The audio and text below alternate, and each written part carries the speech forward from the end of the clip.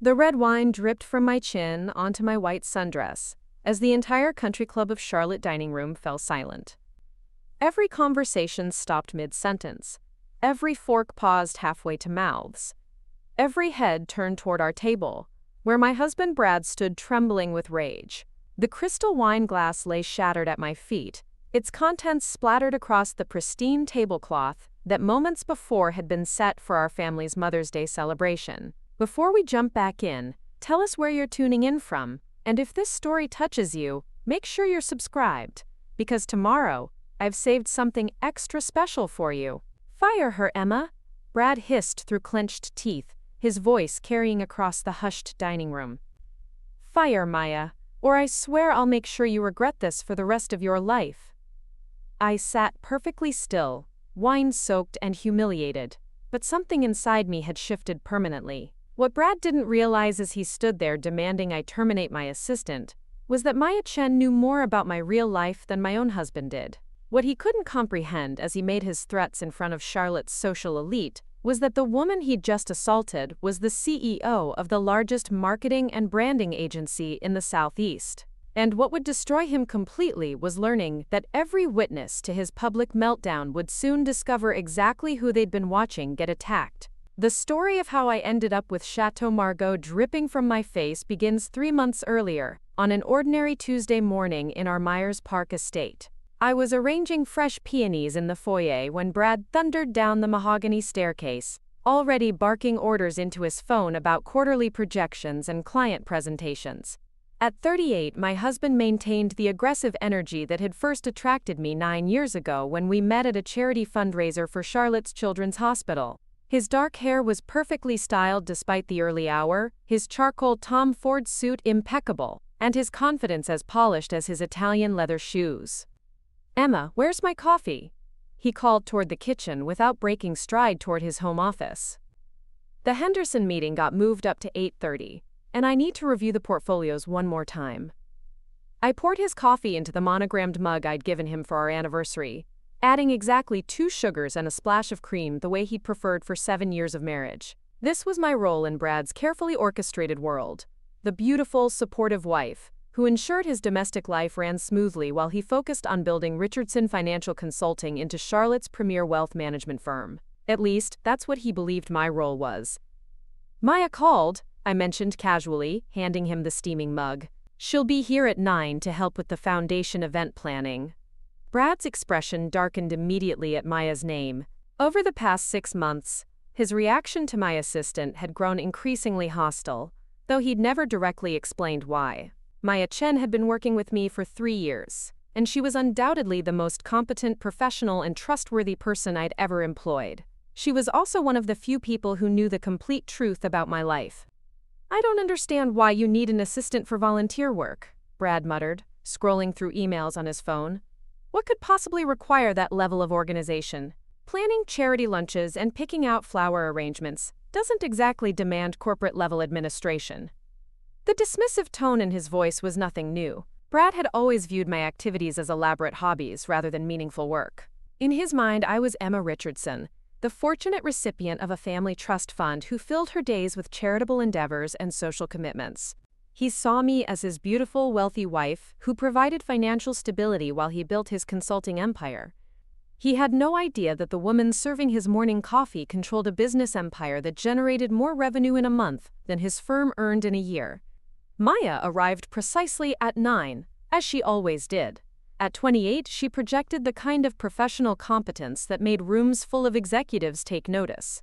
Her black blazer was perfectly tailored, her dark hair styled in a sleek bob, and her leather portfolio contained the kind of detailed organizational systems that kept complex operations running smoothly. What most people didn't realize about Maya was that her title as my assistant was deliberately misleading. In reality, she served as my chief of staff, managing communications between the 12 offices of Richardson Creative Group while maintaining the carefully constructed fiction that I was simply a socialite with excellent organizational skills. Good morning, Mrs. Richardson, Maya said, settling into the living room where we conducted our weekly planning sessions.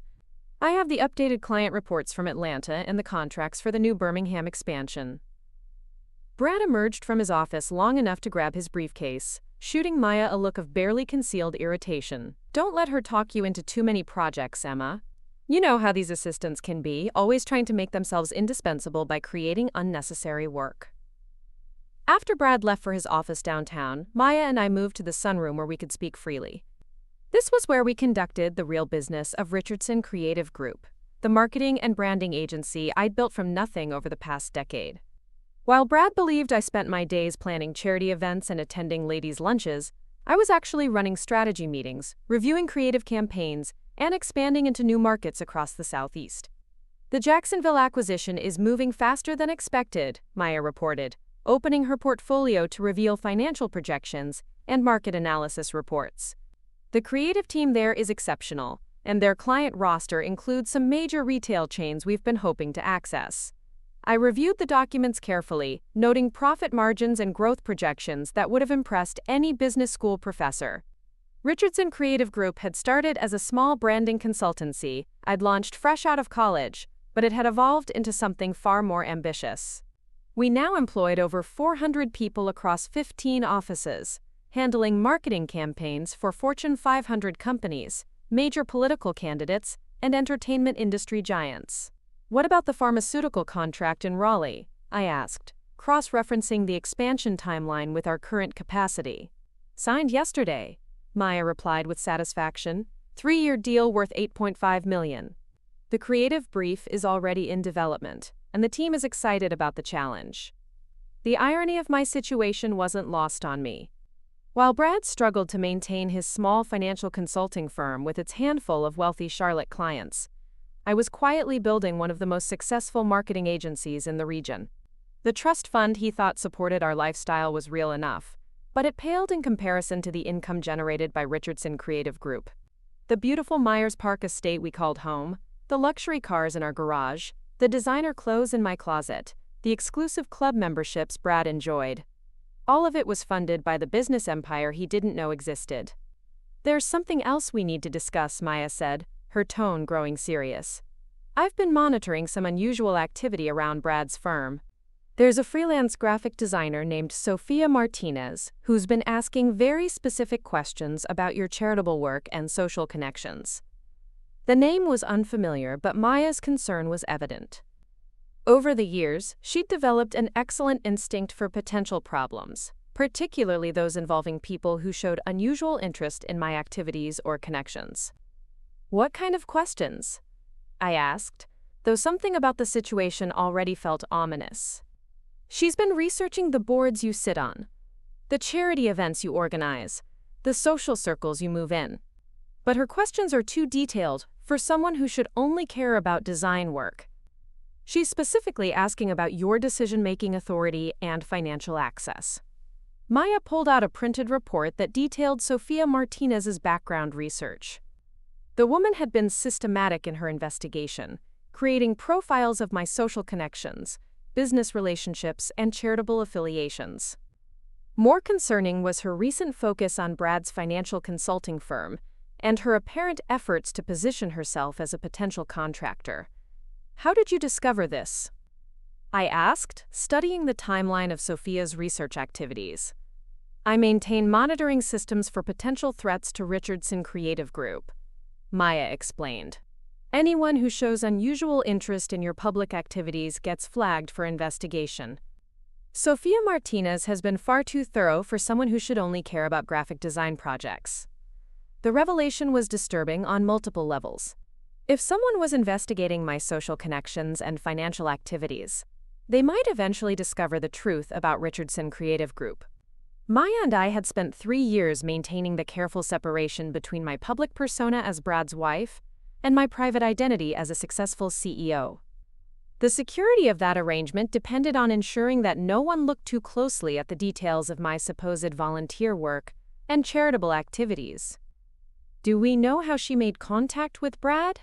I asked, though I suspected the answer wouldn't be reassuring. She approached Richardson Financial Consulting 6 weeks ago, offering freelance design services for client presentations and marketing materials, Maya replied. Brad hired her immediately, apparently impressed by her portfolio and competitive pricing. 6 weeks. Sophia Martinez had been working with my husband for 6 weeks, while simultaneously researching my social connections and charitable work. The coincidence was too significant to ignore, suggesting that her interest in Brad's firm was connected to her investigation of my activities. Has she had access to any information about me through Brad's office? I asked, dreading the answer. Maya's expression grew even more serious. Brad has been sharing details about your social calendar, your charity work, and your family connections. According to the invoices I've reviewed, Sophia has been creating marketing materials that highlight Brad's access to Charlotte's social elite through his wife's connections. Preparing and narrating this story took us a lot of time, so if you are enjoying it, subscribe to our channel. It means a lot to us. Now back to the story. The violation of privacy was staggering. Brad had been using my relationships and social standing as marketing tools for his struggling business, sharing personal information with a woman who is apparently conducting corporate espionage. Worse, he'd done it without my knowledge or consent, treating my social connections like business assets he could exploit. There's more? Maya continued reluctantly. I've confirmed that Sophia has been attending some of the same events you've been organizing. The Children's Hospital fundraiser last month, the Arts Council Gala, the museum benefit. She's been observing your interactions and taking notes on your relationships. The systematic nature of Sophia's investigation was becoming clear. She hadn't randomly decided to research a prominent Charlotte socialite. She'd identified me as a target for specific reasons and was gathering intelligence for purposes I couldn't yet understand. The fact that she'd simultaneously infiltrated Brad's business suggested a level of planning that went beyond simple curiosity. I want a complete background investigation on Sophia Martinez, I told Maya. Financial records, employment history, personal relationships, everything. If she's targeting me through Brad, I need to know why. Maya nodded, making notes in her portfolio. I'll have Mark Johnson start immediately. He's handled sensitive investigations for Richardson Creative Group before, and he understands the need for discretion. Mark Johnson was the private investigator I kept on retainer for corporate security matters. Over the years, he'd helped identify employee theft, investigate competitor activities, and monitor potential threats to Richardson Creative Group's proprietary information. His services weren't cheap, but they were thorough and completely confidential. The conversation with Maya had transformed what should have been a routine planning session into a security briefing. As we discussed investigation strategies and protective measures, I realized that my carefully constructed double life was becoming increasingly complicated. The more successful Richardson Creative Group became, the harder it was to maintain the fiction that I was simply a wealthy socialite with excellent organizational skills. Mrs. Richardson, Maya said as we prepared to conclude our meeting, there's something else you should consider. If Sophia Martinez is conducting this level of research, she may not be working alone. Corporate espionage operations rarely involve just one person. The possibility that Sophia was part of a larger scheme was terrifying. If competitors were targeting Richardson Creative Group through my personal life, they could potentially access proprietary information, client lists, strategic plans, and financial data. Worse, they could expose the truth about my business empire to Brad, destroying both my marriage and my carefully maintained privacy. What kind of protection do we need? I asked, trusting Maya's judgment about security matters. Enhanced monitoring of all Richardson Creative Group communications, background checks on anyone who shows unusual interest in your activities, and probably most importantly, we need to limit Brad's access to information about your schedule and social connections. The last suggestion was the most problematic. How could I prevent my husband from knowing about my social calendar without arousing suspicion about why I needed such secrecy? Brad already complained about Maya's presence in our lives. If I started restricting his access to information about my activities, he'd become even more hostile toward her. He's already suspicious about how much time I spend with you, I admitted. If I start being secretive about my schedule, he'll know something is wrong. Maya considered this carefully. We could create a decoy calendar with public events and social obligations, while keeping the real Richardson Creative Group activities completely separate. As far as Brad knows, you'd still be attending charity meetings and social functions, but the timing and locations would be different from your actual business activities. The suggestion made sense strategically, but it felt like another layer of deception in a marriage that was already built on fundamental lies. For 7 years, I'd been hiding my business success from Brad, telling myself that I was protecting our relationship from his insecurities and competitive nature. Now I was contemplating active deception to protect my business from his careless sharing of personal information. Let's implement the enhanced security measures immediately, I decided. And Maya, I want you to be extra careful around Brad for the next few weeks. If Sofia Martinez is using him to gather information about me, he might become more suspicious about your role in my life. Maya nodded understanding. I've already noticed that he's been asking more questions about the time we spend together and the projects we're working on. Nothing direct, but he's definitely paying closer attention to our meetings. After Maya left, I sat in the sunroom looking out at the perfectly manicured gardens that surrounded our Myers Park estate. Everything about my life appeared serene and privileged from the outside. The beautiful home, the luxury cars, the designer clothes, the exclusive social circles. But underneath the surface, I was living an increasingly complex web of secrets and lies. The foundation of my marriage was built on Brad's belief that he was the successful partner, the ambitious entrepreneur building something meaningful, while his wife occupied herself with frivolous social activities. He needed to feel superior, needed to believe that I depended on him for guidance and protection in navigating the complex world of business and finance. The truth about Richardson Creative Group would shatter that carefully constructed dynamic, forcing both of us to confront the reality that I was far more successful than he would ever be. That evening, Brad returned home from his office in an unusually good mood. He'd apparently secured a new client, a small manufacturing company that needed help restructuring their employee retirement plans. It was exactly the kind of modest success that made him feel accomplished and validated his belief in his business acumen. "The Patterson account is going to be huge for us," he announced over dinner, cutting into the salmon that our housekeeper had prepared. "They're talking about a 5-year contract worth maybe $300,000 total. If I can deliver results for them, word will spread throughout their industry contacts." I smiled and congratulated him, playing the role of the supportive wife who was impressed by his business achievements. $300,000 over 5 years was less than Richardson Creative Group generated in a single week, but I couldn't share that perspective without revealing the truth about my business empire.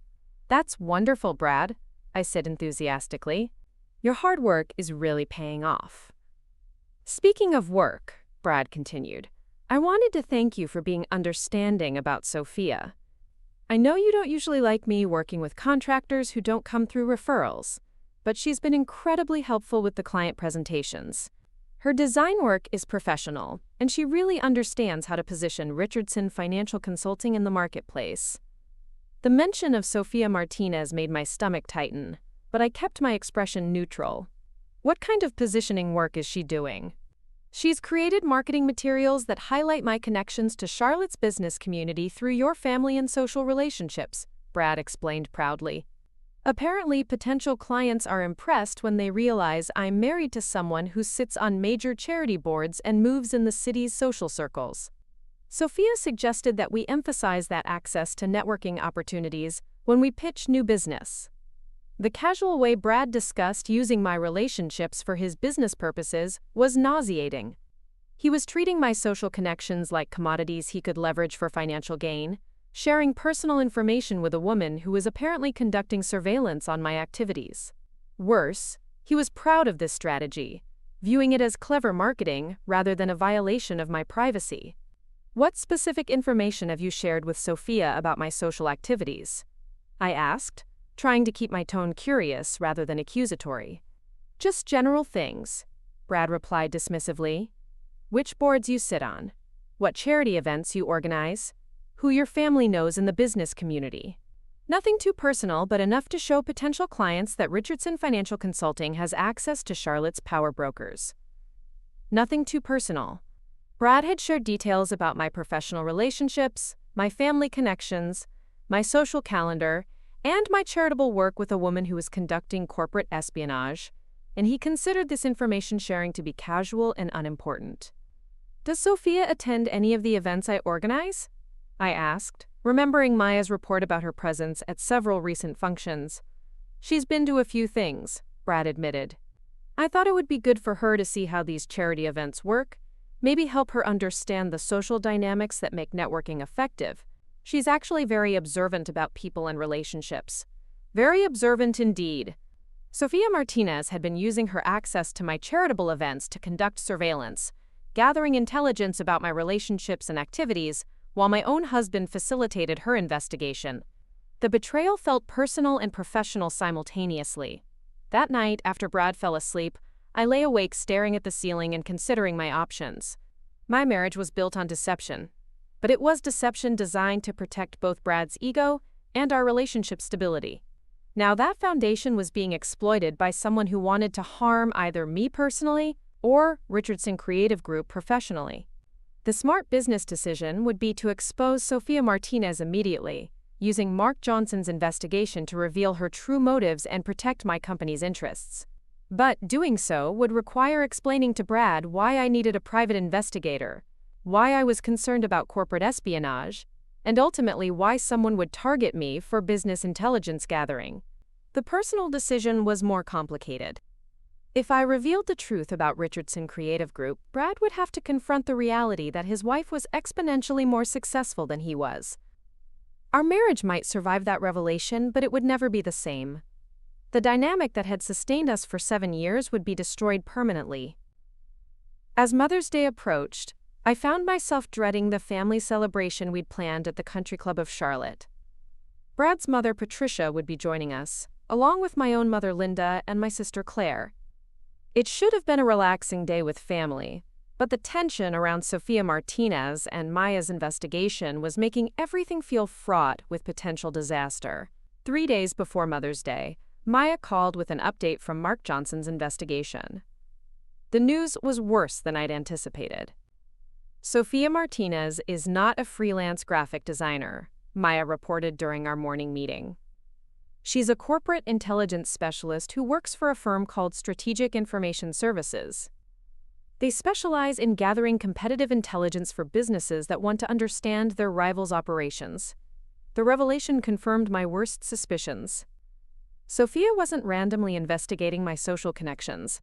She'd been hired specifically to gather information about my activities and relationships.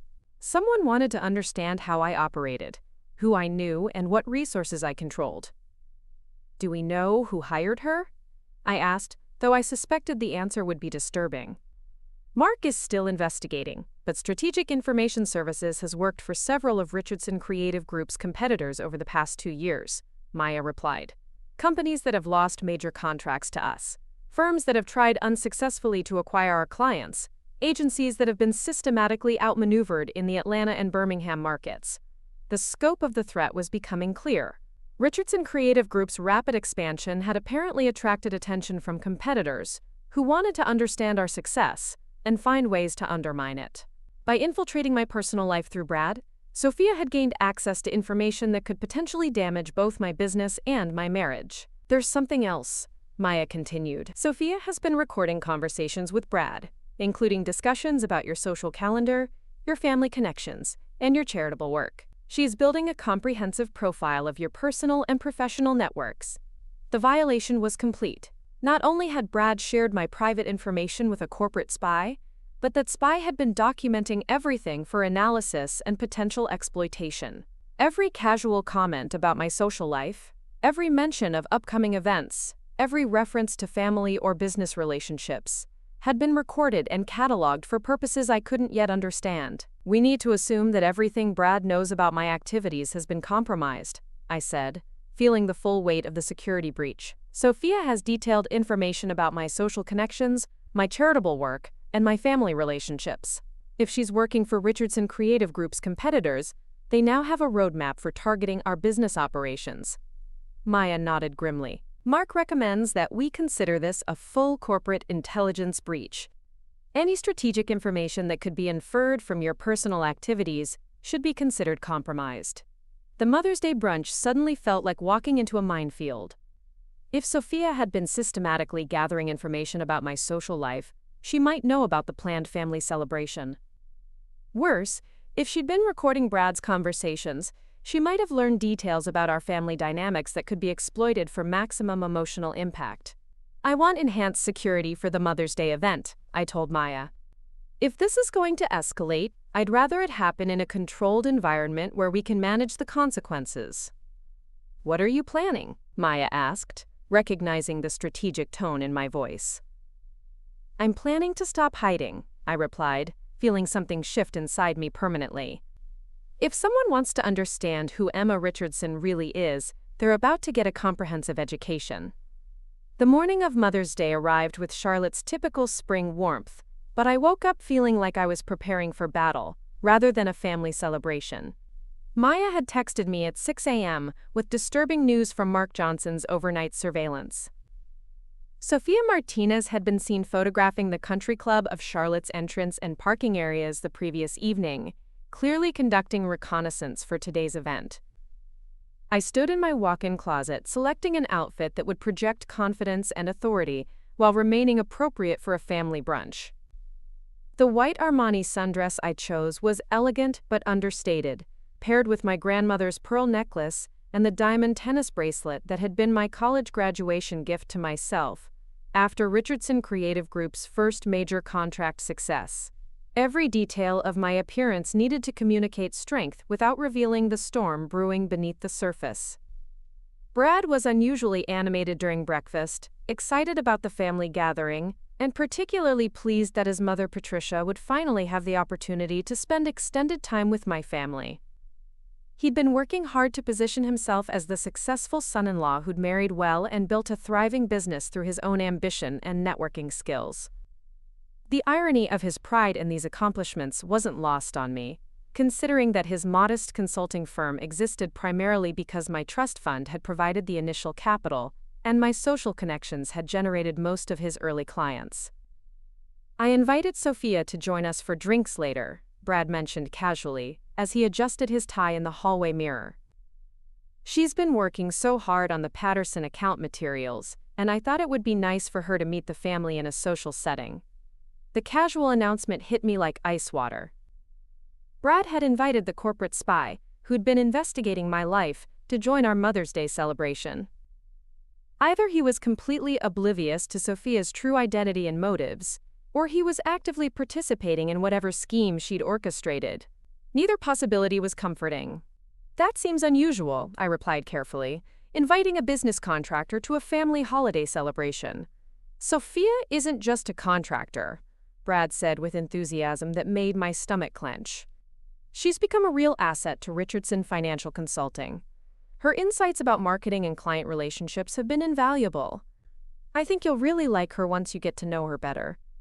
The way Brad spoke about Sophia suggested a level of personal investment that went beyond professional appreciation.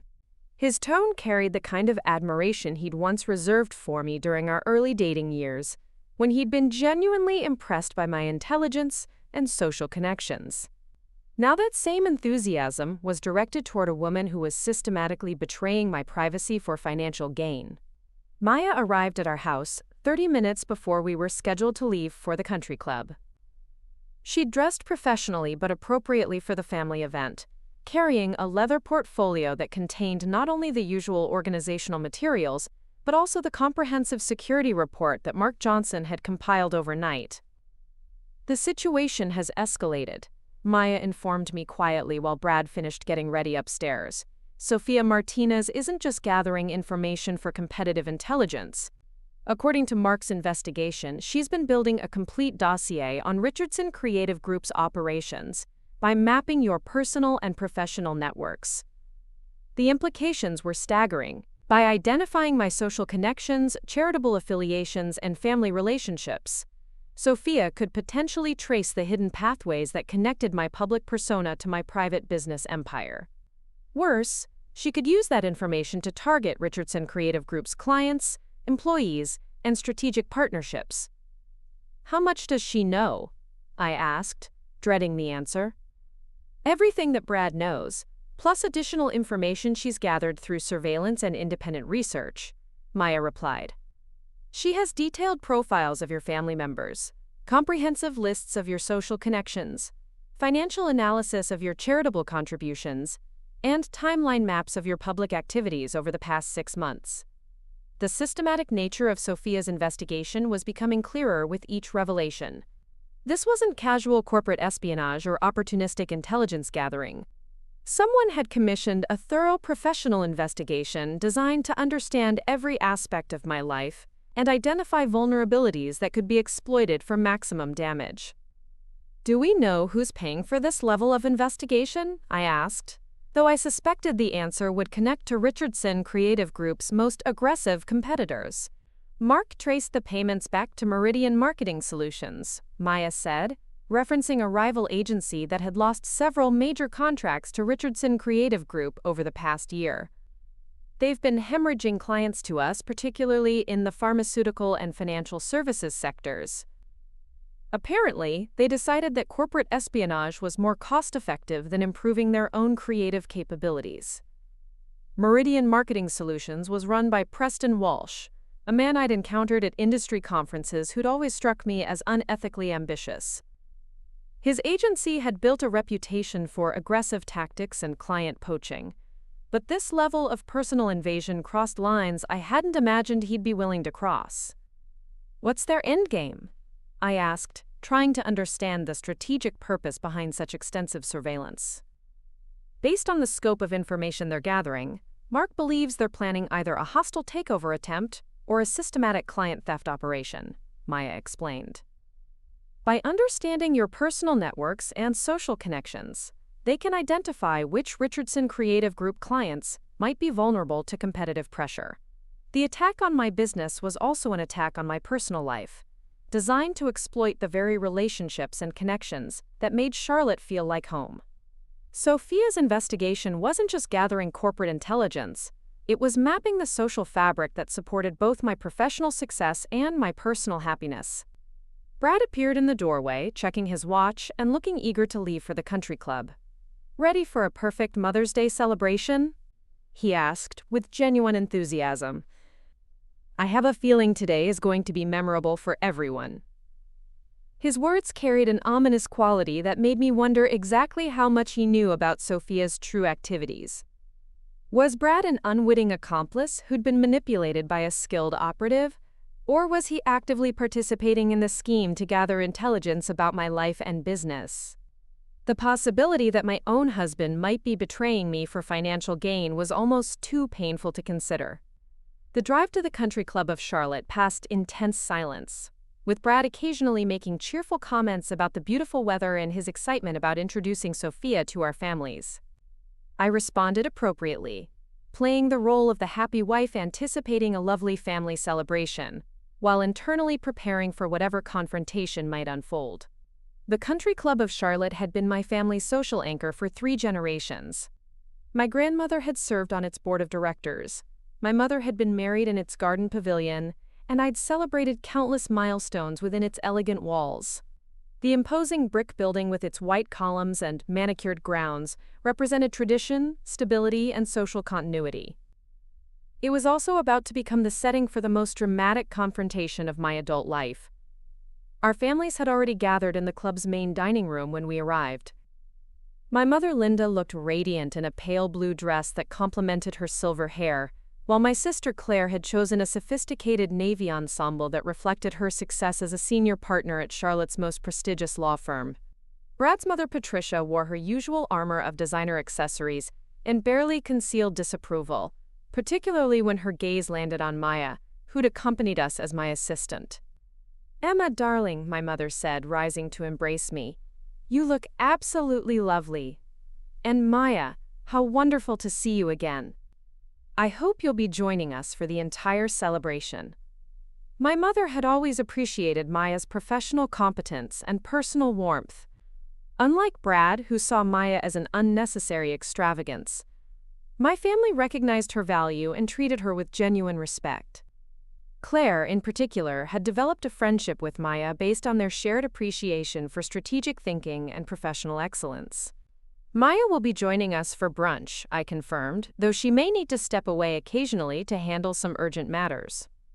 The urgent matters, of course, involved coordinating with Mark Johnson and monitoring Sophia Martinez's activities throughout the day.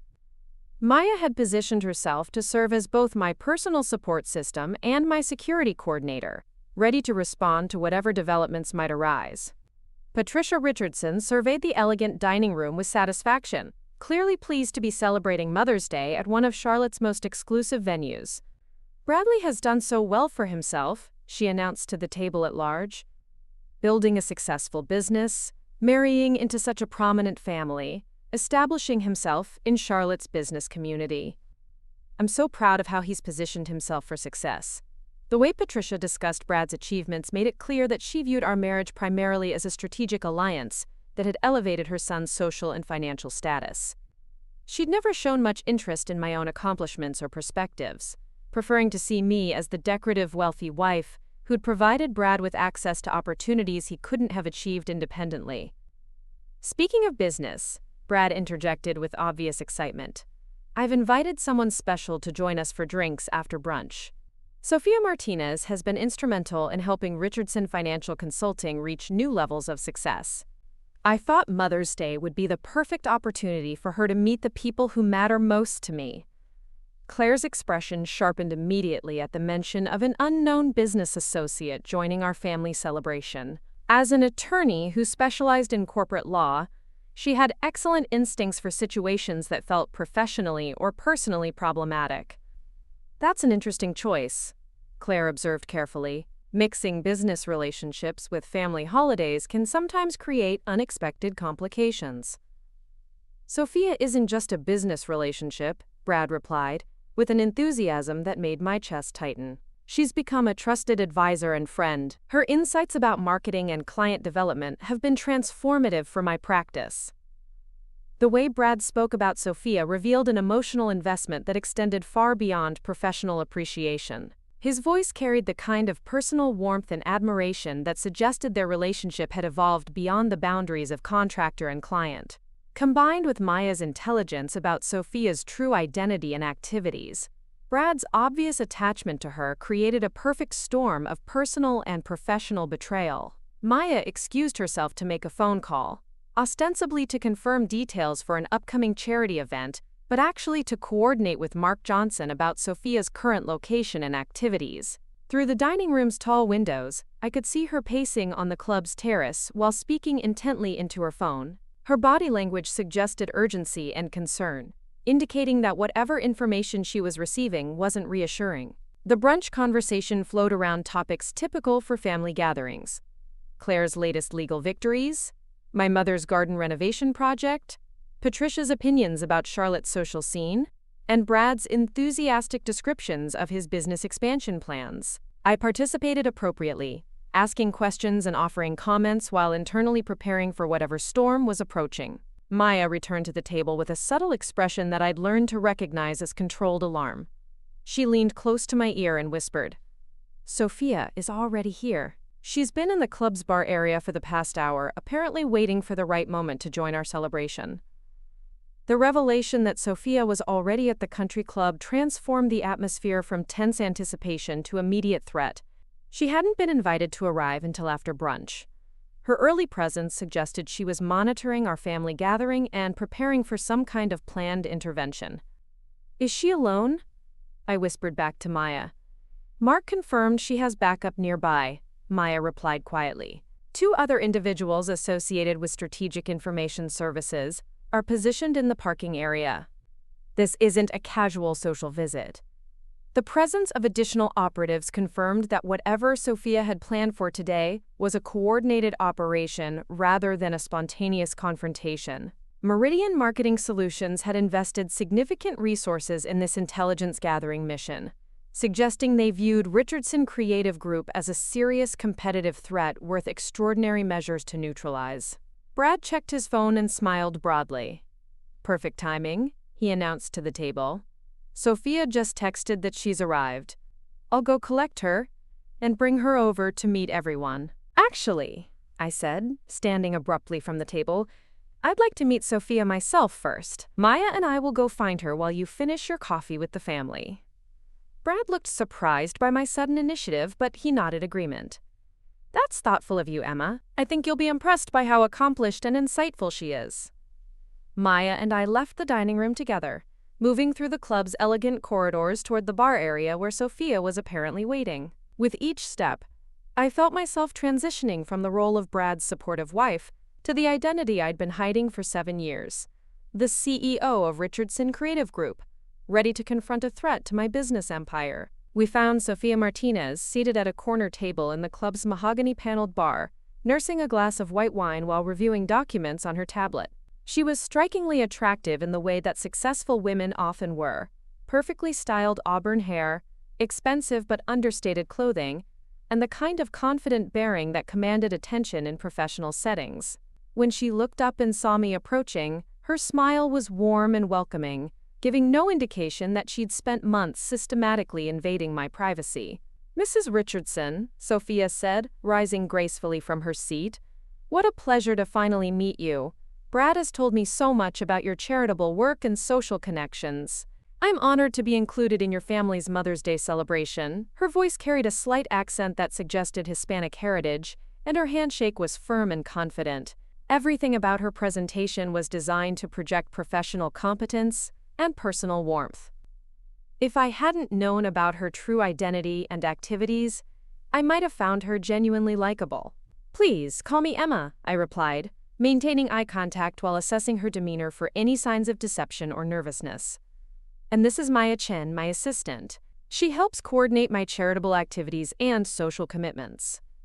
Sophia's expression shifted almost imperceptibly when I introduced Maya, suggesting she recognized the name from her research into my activities. For just a moment, her professional mask slipped enough to reveal calculation and strategic thinking beneath the friendly exterior. "Maya," Sophia said, extending her hand with slightly less warmth than she'd shown me. "Brad mentioned that you're very involved in Emma's volunteer work. It must be rewarding to support such meaningful charitable endeavors." The casual way Sophia referenced her conversations with Brad about Maya confirmed the extent of information sharing that had been occurring. She wasn't just gathering intelligence through observation and research. She was receiving detailed briefings about my personal and professional relationships directly from my husband. "I find my work with Mrs. Richardson very fulfilling," Maya replied diplomatically. "She's involved in some remarkable organizations that make a real difference in Charlotte's community." "I'd love to hear more about those organizations," Sophia said, with what appeared to be genuine interest. Brad mentioned that Emma serves on several important boards and chairs major fundraising efforts. It must require significant organizational skills to manage so many different commitments. The seemingly innocent questions were actually sophisticated intelligence-gathering techniques, designed to elicit information about my activities, responsibilities, and decision-making authority. Sophia was trying to understand the scope of my influence and identify potential pressure points that could be exploited by Meridian Marketing Solutions. "Emma's organizational abilities are exceptional," Maya replied carefully. "She manages complex projects with multiple stakeholders and consistently delivers outstanding results." I decided to take control of the conversation before Sophia could probe further into my activities and capabilities. "I understand you've been helping Brad with marketing materials for Richardson Financial Consulting. What's your background in financial services marketing?" The direct question forced Sophia to shift from information gathering to providing information about herself, reversing the dynamic she'd been trying to establish. Her response would reveal how much of her supposed expertise was genuine versus fabricated for infiltration purposes. "I specialize in helping professional services firms position themselves effectively in competitive markets," Sophia replied smoothly. "Financial consulting, legal services, marketing agencies, any business where relationships and reputation are critical success factors." The mention of marketing agencies felt deliberately provocative, as if Sophia was testing whether I'd react to a reference to my own industry. Her research had obviously revealed Richardson Creative Group's existence, and she might be gauging whether I was aware that she knew about my business empire. "That sounds like challenging work," I observed. "Understanding competitive dynamics in professional services requires detailed market knowledge and industry insight." "Absolutely," Sophia agreed with enthusiasm. "Success depends on thoroughly understanding your competition's strengths and weaknesses, identifying their key relationships and resources, and developing strategies that leverage your own advantages while exploiting their vulnerabilities." Her description of competitive analysis was essentially a confession of corporate espionage techniques disguised as marketing theory. Sophia was telling me exactly what she'd been doing to Richardson Creative Group while maintaining the pretense of casual business conversation. Maya's phone buzzed with a text message, and she glanced at it with an expression that suggested important news. "Mrs. Richardson," she said quietly, "we should probably return to your family's table. I believe they're expecting us."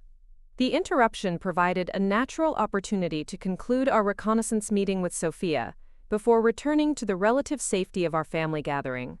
I'd learned enough to confirm that she was exactly what Mark Johnson's investigation had revealed: a professional operative conducting sophisticated corporate espionage while manipulating my husband for access and information. "It was lovely meeting you, Sophia," I said with genuine warmth that masked my growing anger. "I look forward to continuing our conversation when you join us for drinks."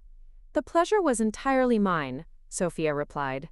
"I'm excited to meet the rest of your family and learn more about the charitable work that's so important to you."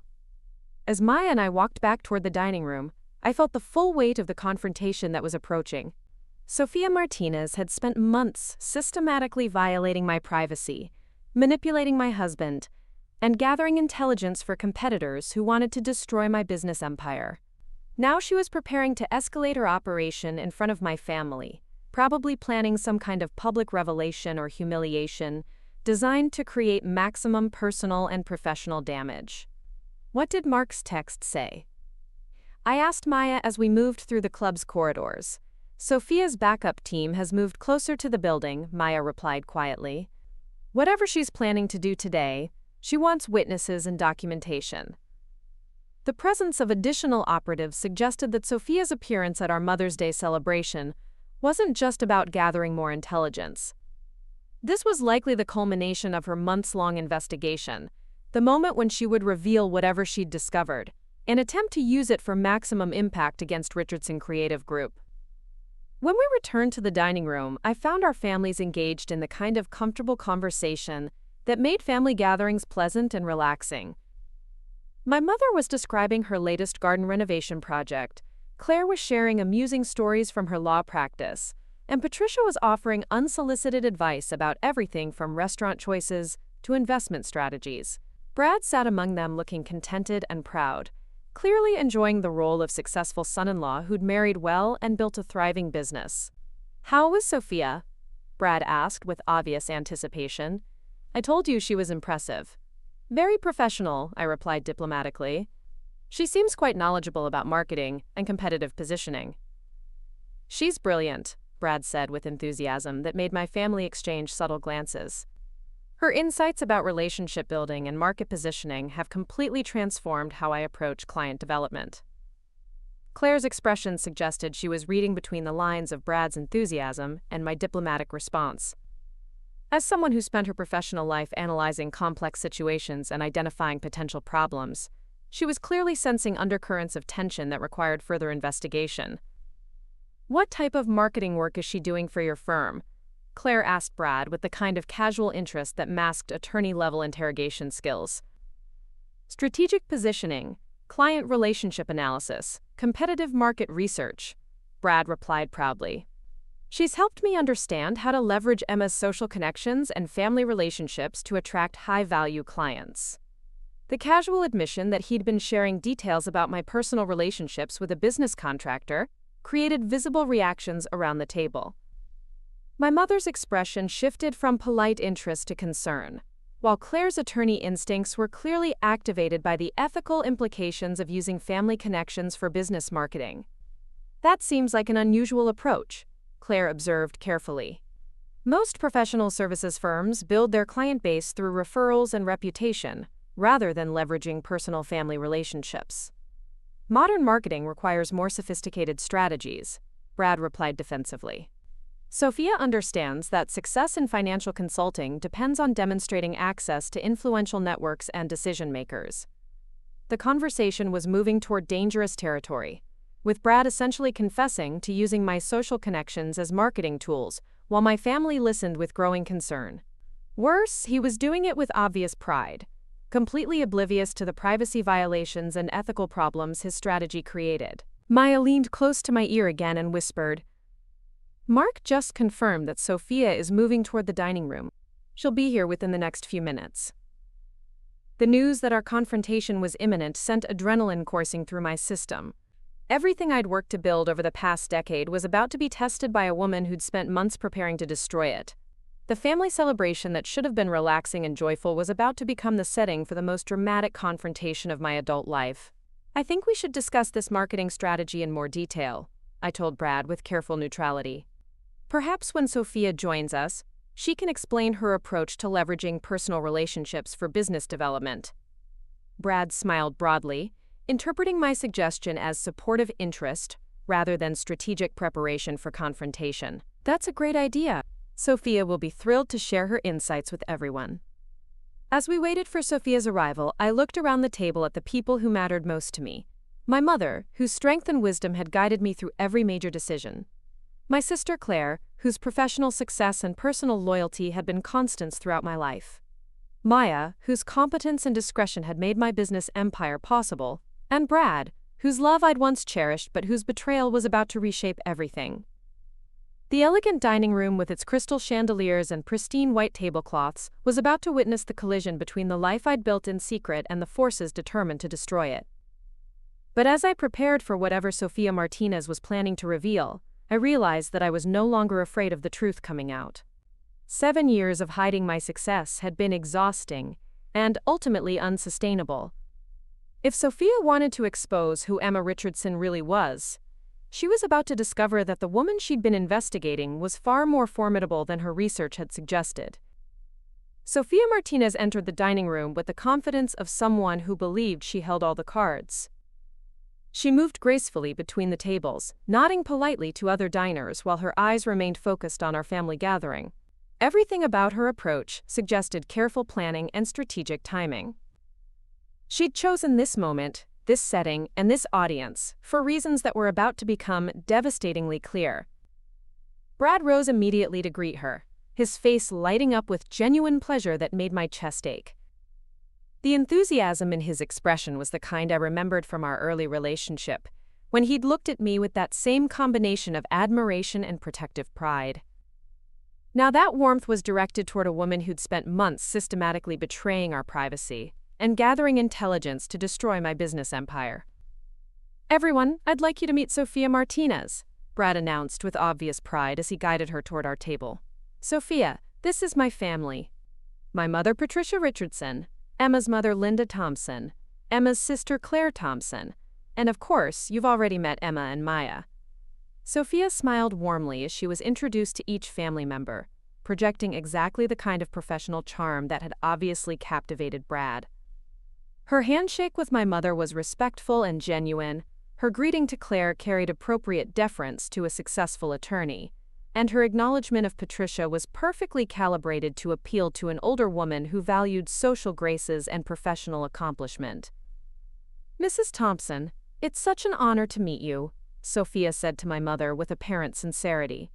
"Brad has told me wonderful things about your family and your involvement in Charlotte's charitable community."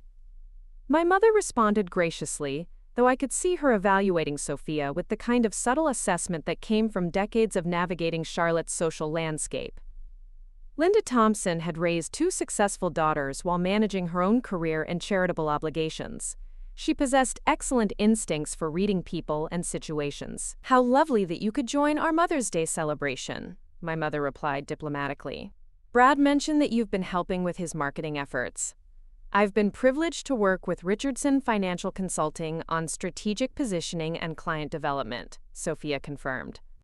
"Brad has built something really impressive, especially considering the competitive landscape in Charlotte's financial services market." The conversation felt scripted, as if Sophia had rehearsed exactly how to present herself to my family, while gathering additional intelligence about our relationships and dynamics. Every question she asked, and every comment she made, seemed designed to elicit information while projecting professional competence and personal warmth. Claire's attorney instincts were clearly engaged as she observed Sophia's interactions with our family. My sister had spent her career reading people and identifying inconsistencies between presentation and reality. Her expression suggested growing skepticism about Sophia's stated role and genuine motives. Strategic positioning is fascinating work, Claire observed, with the kind of casual interest that masked deeper investigation. What specific strategies have you developed for Richardson Financial Consulting?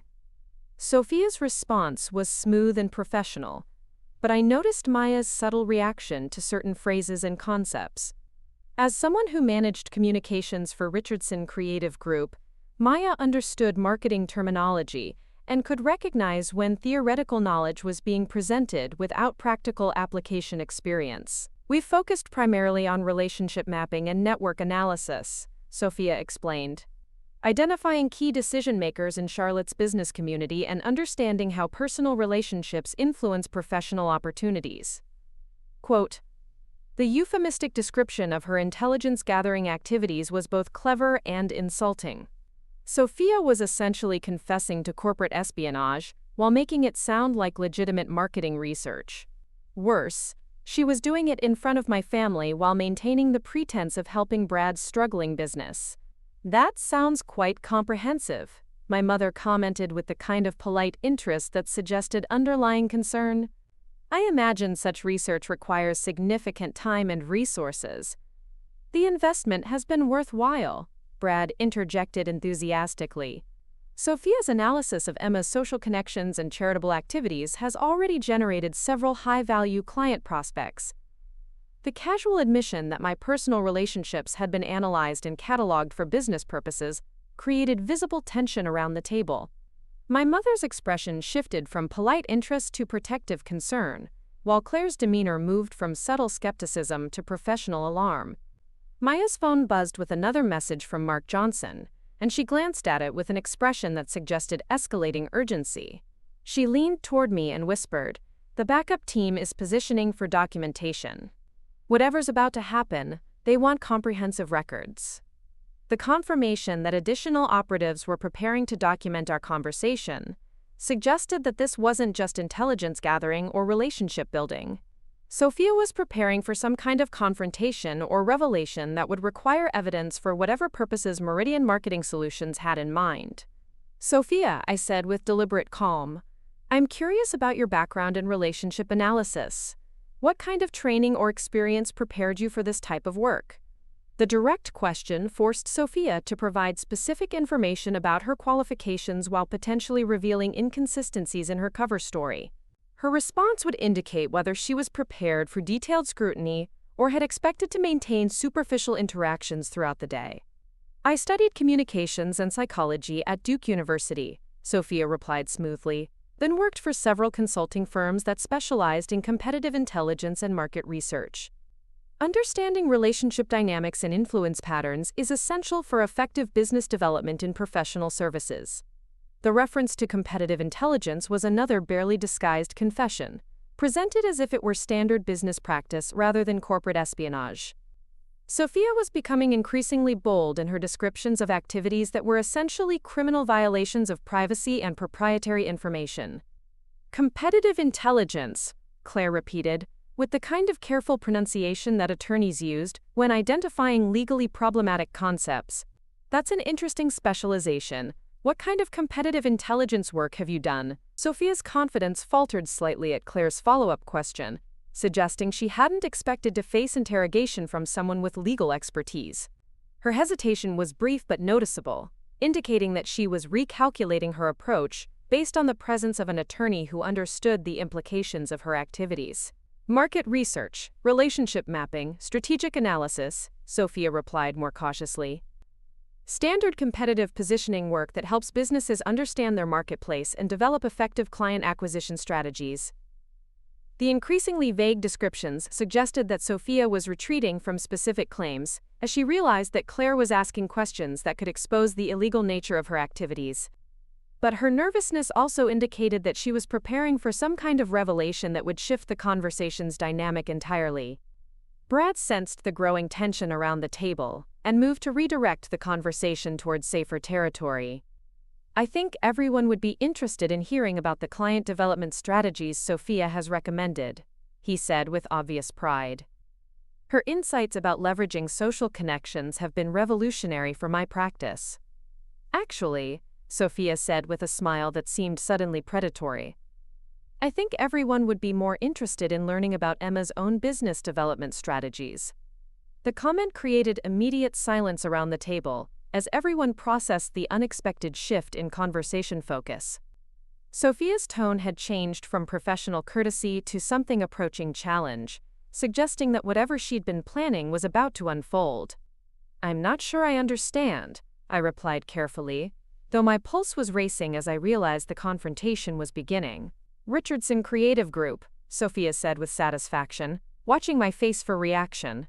15 offices across the Southeast, over 400 employees, 8.5 million in annual revenue from pharmaceutical contracts alone. Quite impressive for someone who supposedly spends her days organizing charity lunches. The revelation of specific details about my business empire created shockwaves around the table. My mother's eyes widened with surprise, though not necessarily dismay. Claire's expression shifted from confusion to rapid calculation as she processed the implications. Patricia Richardson looked stunned, as if the foundation of her understanding about our family dynamic had suddenly crumbled. Brad's reaction was the most devastating. His face cycled through confusion, disbelief, and growing anger as he struggled to comprehend what Sophia was suggesting. The woman he'd seen as his beautiful, supportive wife, who needed his guidance and protection, was being described as a successful CEO who controlled a business empire exponentially larger than his own. "That's impossible," Brad said quietly, though his voice carried growing uncertainty. "Emma doesn't run a business. She volunteers for charities and manages her family's trust fund." "The trust fund is real," Sophia confirmed with obvious satisfaction. "But it's pocket change compared to Richardson Creative Group's assets. Emma has been playing the role of supportive wife while secretly building one of the most successful marketing agencies in the region." Maya remained perfectly composed despite the exposure of information she'd spent 3 years helping me protect. Her professional training had prepared her for crisis management, and she was clearly assessing options for damage control while monitoring the reactions around the table. "These are serious allegations," Claire said with attorney-level precision.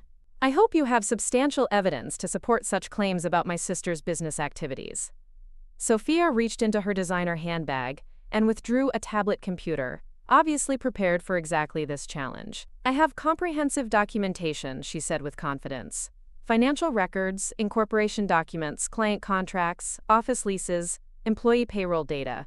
Everything needed to prove that Emma Richardson has been living a complete lie for years." The systematic nature of Sophia's evidence gathering confirmed the scope of the corporate espionage operation that had been conducted against me. She hadn't just collected casual observations or superficial information, she'd assembled the kind of detailed documentation that could support legal action or business acquisition attempts. Brad stared at the tablet as Sophia scrolled through documents that revealed the true scope of Richardson Creative Group's operations. Bank statements showing monthly revenue deposits, client contracts bearing my signature as CEO, office lease agreements in my name, insurance policies listing me as the primary business owner. Every piece of evidence contradicted the carefully constructed fiction I'd maintained about my role as a dependent wife supported by family money. "This can't be real," Brad whispered, though his voice suggested he was beginning to accept the truth. "You would have told me. We're married. You can't hide something this significant from your husband." The pain in Brad's voice was genuine, and for a moment I felt sympathy for the shock and betrayal he was experiencing. Regardless of his own deception and involvement with Sophia, learning that your spouse has been living a fundamental lie about their identity and capabilities was devastating. "Actually," my mother said with surprising calm, "Emma's business success has been a source of tremendous family pride. We've watched her build Richardson Creative Group from a small startup into a regional powerhouse through her own intelligence and determination." The revelation that my family had known about and supported my business empire while Brad remained ignorant created another layer of shock and humiliation. He was discovering that not only had his wife been deceiving him about her professional success, but her entire family had been complicit in maintaining the deception. "You all knew?" Brad asked, his voice rising with anger and embarrassment. "Everyone at this table knew that Emma was running a major business while I believe she was just volunteering for charities. We knew because we're proud of her accomplishments," Claire replied firmly. Emma chose to keep her business success private to protect your relationship. We respected her decision even though we didn't entirely agree with it. The family dynamic that was being revealed must have been humiliating for Brad to process in front of Sophia and the other diners who were beginning to notice the tension at our table. He was learning that he'd been seen as the insecure husband who couldn't handle his wife's success, requiring elaborate deception to protect his ego. "Why?" Brad asked, turning to face me directly. "Why would you hide this from me? Don't you trust me? Don't you think I deserve to know who I was really married to?" The questions were fair, and they deserved honest answers that I'd been avoiding for 7 years. But before I could respond, Sophia intervened with information that transformed the conversation's dynamic entirely. "Trust is an interesting concept," Sophia said with obvious satisfaction. "Especially considering that Brad has been sharing detailed information about Emma's personal life, family relationships, and social connections with Meridian Marketing Solutions for the past 6 months. The revelation that Brad had been feeding information to my competitors created stunned silence around the table. Everyone processed the implications simultaneously. Brad hadn't just been deceived about my business success, he'd been actively participating in corporate espionage against me. "That's not true," Brad said desperately. "I was sharing marketing information with Sophia to help my own business. I had no idea she was connected to your competitors." Richardson Financial Consulting has received over $50,000 in consulting fees from Strategic Information Services over the past 6 months. Sophia continued relentlessly. Every conversation about Emma's social calendar, every detail about her family relationships, every piece of information about her charitable activities has been documented and analyzed for competitive intelligence purposes. The systematic nature of the information sharing that had been occurring made Brad's protests about ignorance sound hollow. $50,000 was a significant amount of money for his struggling consulting firm, representing a substantial percentage of his annual revenue. He couldn't have failed to notice such a large financial relationship. Maya finally spoke for the first time since Sophia's revelations had begun. "Mr. Richardson," she said with professional calm, "you might want to review the contracts you signed with Strategic Information Services. The scope of information you agreed to provide included proprietary business intelligence that could constitute corporate espionage under North Carolina law." The mention of potential criminal liability created visible panic in Brad's expression. He was beginning to understand that his involvement with Sophia hadn't just been professional networking or business development. He'd potentially committed serious crimes by sharing information about my personal and business activities. "I never signed any contracts with Strategic Information Services," Brad protested weakly. "All my agreements were with Sophia's consulting firm." "Strategic Information Services is Sophia's consulting firm," Maya replied matter-of-factly. "The same company that's been conducting industrial espionage against Richardson Creative Group on behalf of Meridian Marketing Solutions." The web of deception that was being revealed was more complex than Brad had apparently realized. He'd been manipulated by professional operatives who'd used his financial desperation and ego gratification to turn him into an unwitting accomplice in corporate espionage against his own wife. Sophia seemed to be enjoying the psychological destruction she was orchestrating around our family table. Her satisfaction suggested that this public humiliation was exactly what she'd been planning throughout her months of investigation and manipulation. "The really beautiful part," Sophia continued with obvious pride, "is that Brad has been so helpful in providing access to Emma's social calendar and family relationships. The charity events, the board meetings, the social gatherings where Richardson Creative Group's clients and partners are present. We've been able to identify and target every significant relationship in Emma's business network. The scope of the intelligence operation that had been conducted against me was staggering. Sophia hadn't just been gathering general information about my activities. She'd been mapping my entire professional network to identify vulnerabilities that could be exploited by Meridian Marketing Solutions." "You've been using our marriage as cover for corporate espionage," I said, finally finding my voice as the full implications of the betrayal became clear. "Every conversation about my schedule, every mention of social events, every casual comment about my family and friends has been intelligence gathering for my competitors." Brad's face had gone pale as he processed the reality of what he'd been manipulated into doing. Whether he'd been a willing participant or an unwitting accomplice, the result was the same. He'd spent months systematically betraying his wife's privacy and business interests for financial gain. "Emma, I swear I didn't know," Brad said desperately. "Sophia told me she was helping with marketing and client development.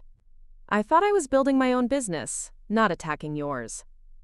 "You thought you were leveraging your wife's social connections for personal profit," Claire corrected sharply. "Even if you didn't know about the corporate espionage, you were treating Emma's relationships like commodities you could exploit for financial gain." The legal and ethical violations that Brad had committed were serious, regardless of his knowledge about Sophia's true motives. He'd shared confidential information about my personal life without consent, used my social connections for commercial purposes without permission, and accepted substantial payments for intelligence that belonged to his wife. Other diners in the country club's elegant dining room were beginning to notice the tension at our table, though they couldn't hear the specific details of our conversation. Several familiar faces from Charlotte's social and business communities were present, meaning that whatever happened next would be witnessed by people who could spread the story throughout the city's interconnected networks. Sophia seemed to realize that she was approaching the climax of whatever operation she'd been conducting. "The question now," she said with satisfaction, "is what Emma plans to do about Richardson Creative Group's exposure to competitive intelligence breaches." The implication was clear. Sophia was threatening to use the information she'd gathered to damage my business empire unless I agreed to whatever terms Meridian Marketing Solutions was prepared to offer. This had been an elaborate extortion scheme disguised as competitive intelligence gathering. "What do you want?" I asked directly, tired of the psychological manipulation and ready to understand the specific demands that would end this confrontation. "Meridian Marketing Solutions is prepared to offer a generous acquisition price for Richardson Creative Group," Sophia replied, with business-like precision. "Given the competitive intelligence we've gathered about your operations, client relationships, and strategic vulnerabilities, we believe a negotiated sale would be preferable to a hostile takeover attempt." The threat was sophisticated and well-planned. By gathering comprehensive intelligence about my business operations and personal network, Meridian Marketing Solutions had positioned themselves to either acquire Richardson Creative Group through negotiation or destroy it through systematic client theft and competitive sabotage. Maya had remained silent throughout Sophia's threats, but now she reached into her leather portfolio and withdrew a manila envelope that she placed carefully on the table. Her movement was deliberate and confident, suggesting that whatever she was about to reveal would shift the confrontation's dynamic entirely. "Ms. Martinez," Maya said, with professional calm, "before you proceed with your acquisition offer, you might want to review some information that Richardson Creative Group has gathered about Strategic Information Services and Meridian Marketing Solutions." Sophia's confidence faltered slightly at the suggestion that her investigation had been discovered and countered. She'd clearly expected to maintain the element of surprise throughout the confrontation, not to face evidence that her own activities had been monitored and documented. "I'm not sure what you think you've discovered," Sophia replied cautiously, "but Strategic Information Services operates within all legal boundaries of competitive intelligence gathering." Maya opened the envelope and spread its contents across the table, revealing photographs, financial documents, and legal analysis that clearly contradicted Sophia's claims about operating within legal boundaries. The evidence was comprehensive and professionally presented, suggesting that Richardson Creative Group had been prepared for this confrontation. Corporate espionage, wire fraud, conspiracy to commit theft of trade secrets, violation of privacy laws, and attempted extortion, Maya read from a legal document. These are the charges that the FBI's Economic Espionage Unit has agreed to pursue against Strategic Information Services, Meridian Marketing Solutions, and all associated personnel. The mention of federal law enforcement involvement created immediate panic in Sophia's expression. She'd apparently believed that her intelligence-gathering operation was sophisticated enough to avoid legal consequences, not realizing that Richardson Creative Group had been monitoring and documenting her activities. "You've been under federal surveillance for the past 6 weeks," Maya continued calmly. "Every conversation with Brad, every document you've gathered, every threat you've made, has been recorded and analyzed by law enforcement agencies that specialize in economic crimes. The revelation that Sophia had been investigated by federal authorities while she thought she was conducting covert intelligence gathering created a complete reversal of the power dynamic she'd been trying to establish. Instead of holding damaging information that could force my cooperation, she was facing potential federal prosecution for serious economic crimes. Brad stared at the evidence spread across our Mother's Day brunch table, finally understanding the scope of the scheme he'd been manipulated into supporting. The financial consulting fees he'd received from Strategic Information Services weren't payment for legitimate marketing services. They were payments for industrial espionage that could result in criminal charges. "I need Maya to be fired immediately," Brad said suddenly, his voice rising with desperation and anger. "This is all her fault. She's the one who got you involved in this business nonsense. If you fire her and walk away from Richardson Creative Group, we can go back to having a normal marriage." The demand that I terminate Maya revealed Brad's complete failure to understand the situation or accept responsibility for his own actions. He was still trying to control the narrative and eliminate the person who represented my business success and independence. "Fire Maya?" I repeated quietly, feeling something fundamental shift inside me. "Maya is the chief operating officer of my company. She's one of the most capable and trustworthy people I've ever worked with. And you want me to fire her because she helped protect my business from the corporate espionage you facilitated?" "She's just an assistant," Brad said desperately. "You don't need her. You don't need any of this. We can have the life we planned together." The dismissive way Brad characterized Maya's role and value revealed the depth of his inability to accept my professional success or respect the people who'd helped make it possible. He was still trying to reduce me to the dependent wife role that had made him comfortable for 7 years. "Maya isn't just an assistant," I said, my voice growing stronger with each word. "She's my chief of staff, my strategic advisor, and one of my closest friends. Richardson Creative Group isn't a hobby I can abandon. It's my life's work and my greatest professional achievement."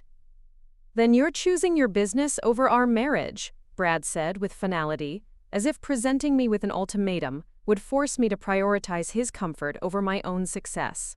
The moment had arrived for the most important decision of my adult life. I could continue pretending to be the woman Brad needed me to be, abandoning my business empire and firing the people who'd helped me build it. Or I could embrace my authentic identity and accept the consequences for our relationship. I stood up from the table, looking around at the faces of everyone who mattered most to me. My mother's expression showed pride and support. Claire's face reflected professional admiration and personal loyalty. Maya maintained her professional composure while clearly prepared to defend both my business interests and her own integrity. And Brad sat there demanding that I destroy everything I'd accomplished to preserve his illusion of being the successful partner in our marriage. The choice was clear, and the consequences were acceptable. I reached for my water glass, then paused and picked up the glass of red wine that had been poured for our Mother's Day toast. "Brad," I said with complete calm, "I'm not firing Maya. I'm not selling Richardson Creative Group. And I'm not pretending to be someone I'm not for one more day." His face flushed with rage and humiliation as he realized that his ultimatum had failed to achieve the control he'd expected. Instead of compliance and submission, he was facing a woman who was finally ready to live authentically regardless of his comfort or approval.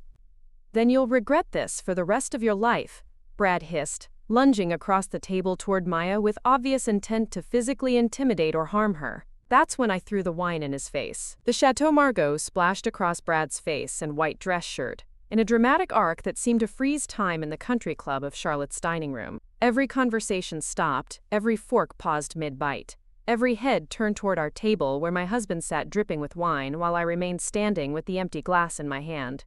The silence stretched for what felt like minutes, but was probably only seconds before Brad exploded with rage that had been building throughout Sophia's revelations. "You insane woman!" he screamed, wine streaming down his cheeks and staining his expensive suit. "How dare you assault me in public? I'll have you arrested for this." The irony of Brad threatening me with arrest while Sofia Martinez sat at our table with federal law enforcement evidence of her corporate espionage activities was almost amusing. He was so focused on his humiliation and damaged pride, that he'd completely lost sight of the criminal liability he faced for his role in the intelligence-gathering operation. Maya stood immediately, positioning herself between Brad and me with the kind of protective instinct that had made her invaluable as both a business partner and personal friend. Her movement was subtle but decisive, creating a physical barrier while maintaining her professional composure, despite the chaos erupting around our Mother's Day celebration. "Mr. Richardson," Maya said with calm authority, "I think you should step away from the table and collect yourself before you do something that creates additional legal complications." The warning was delivered with the kind of professional courtesy that made it clear Maya wasn't intimidated by Brad's threats or physical posturing. Her 3 years of managing crisis situations for Richardson Creative Group had prepared her to handle volatile personalities and high-pressure confrontations. Claire rose from her seat with the commanding presence that made her one of Charlotte's most respected attorneys. Her expression had shifted from family dinner conversation to courtroom mode, clearly recognizing that the situation required immediate legal intervention to prevent further escalation. "Brad, you need to stop talking immediately," Claire commanded with the authority of someone accustomed to controlling hostile witnesses and aggressive opposing counsel. "Anything you say at this point could be used against you in federal court proceedings." The mention of federal court proceedings seemed to penetrate Brad's rage-induced focus, reminding him that his problems extended far beyond wine-stained clothing and public embarrassment. He was facing potential criminal charges for economic espionage, and his current behavior was being witnessed by dozens of Charlotte's social and business elite. Sofia Martinez had remained seated throughout the wine-throwing incident, observing the family destruction she'd orchestrated with obvious satisfaction. Her mission had been to gather intelligence for Meridian Marketing Solutions, but she was clearly enjoying the personal devastation her revelations had created within our marriage. "This has been quite educational," Sofia said with barely concealed glee. "It's fascinating to watch a marriage implode in real time, especially when both parties have been living fundamental lies about their identities and priorities." Her commentary was designed to maximize psychological damage while positioning herself as the objective observer, rather than the architect of our family's destruction. But Maya's federal evidence folder remained open on the table, serving as a constant reminder that Sofia's intelligence-gathering operation had been discovered and documented by law enforcement. "Ms. Martinez," my mother said with the kind of steel-wrapped-in-silk tone that had made Linda Thompson a formidable presence in Charlotte's charitable and social circles for decades, "I think you've accomplished whatever you came here to achieve. Perhaps it's time for you to leave our family gathering." The dismissal was delivered with enough authority to make it clear that Sofia's continued presence was neither welcome nor necessary. My mother had spent 50 years navigating Charlotte's complex social dynamics, and she understood exactly how to establish boundaries while maintaining public dignity. But Sofia wasn't ready to conclude her performance. "Actually, Mrs. Thompson, I think the most interesting revelations are still to come. Emma's business empire is about to face some significant challenges that will require family support and financial resources." The threat was thinly veiled but unmistakable. Meridian Marketing Solutions wasn't just planning to use the intelligence they'd gathered for competitive purposes. They were preparing a systematic attack on Richardson Creative Group, designed to force a sale or create business failure. Mark Johnson appeared at our table with perfect timing, moving through the dining room with the kind of professional discretion that made him invaluable for sensitive investigations. His presence meant that whatever evidence Maya had been gathering was being supplemented by real-time documentation of Sofia's threats and admissions.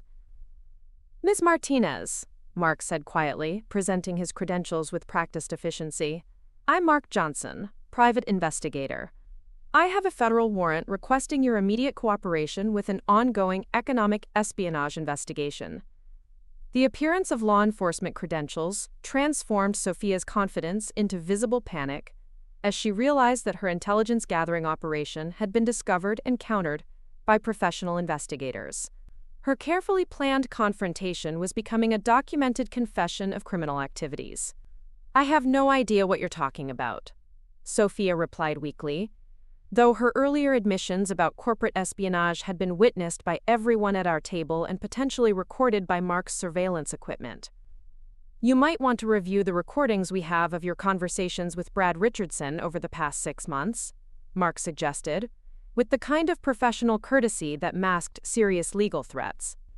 The FBI's Economic Espionage Unit has been quite interested in Strategic Information Services data gathering techniques. The mention of recorded conversations created immediate terror in both Sophia and Brad, as they realized that their conspiracy had been monitored and documented by federal authorities. Every casual discussion about my social calendar, every detailed briefing about my family relationships, every strategic planning session about intelligence gathering had potentially been preserved as evidence. Brad's wine-stained face went pale as he processed the implications of federal surveillance and criminal liability. "I want a lawyer," he said desperately. "I'm not saying anything else without legal representation." "That's an excellent decision," Claire replied with professional approval.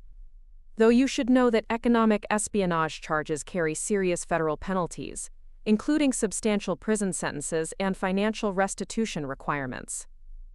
The legal reality that Claire was outlining seemed to penetrate Brad's shock and anger, forcing him to confront the consequences of his involvement with Sophia's intelligence-gathering operation. Even if he'd been manipulated rather than willingly participating, he'd accepted substantial payments for information that constituted corporate espionage. Other diners throughout the country club of Charlotte's dining room were now openly staring at our table, clearly recognizing that they were witnessing something far more dramatic than a typical family disagreement. Several familiar faces from Charlotte's business and social communities were present, meaning that news of the confrontation would spread rapidly throughout the city's interconnected networks. Patricia Richardson had remained silent throughout the escalating conflict, apparently struggling to process the revelation that her son had been involved in corporate espionage while her daughter-in-law had been secretly running a major business empire. Her carefully constructed understanding of our family dynamic had been completely shattered. "I don't understand any of this," Patricia said weakly. "Bradley, how could you be involved with criminals? Emma, how could you hide such a significant business from your husband? This isn't how marriages are supposed to work." The generational perspective that Patricia was offering reflected traditional expectations about gender roles and marital transparency that had shaped her understanding of successful relationships. She couldn't comprehend why I'd felt the need to hide my business success or why Brad had been vulnerable to manipulation by corporate operatives. "Mrs. Richardson," Maya said gently, "sometimes people make choices about privacy and disclosure based on protecting relationships they value. Emma's decision to keep her business success private was motivated by love and concern for family stability." The explanation Maya offered was diplomatic but accurate. I'd spent 7 years hiding my professional accomplishments because I'd believed that preserving Brad's ego in our marriage was more important than living authentically. The strategy had ultimately failed, but the motivation had been genuine care for our relationship. "Privacy is one thing," Patricia replied with growing emotion, "but living a complete lie about your identity is something else entirely. How can a marriage survive when neither person knows who they're really married to?" The question was fair and painful, cutting to the heart of the fundamental deception that had characterized my relationship with Brad. We'd both been living false identities. I'd pretended to be less successful than I was, while he'd apparently been selling information about my life to corporate competitors. Sophia Martinez chose that moment to make one final attempt at psychological manipulation, perhaps recognizing that her intelligence-gathering operation was about to be terminated by federal law enforcement intervention. "The really tragic part," Sophia announced to the table, "is that Emma's business empire is built on relationships and reputation that can be easily destroyed." Richardson Creative Group's clients trust Emma Thompson, the charitable socialite, not Emma Richardson, the corporate CEO. When they discover that she's been living a lie, those relationships will evaporate. The threat was sophisticated and potentially effective.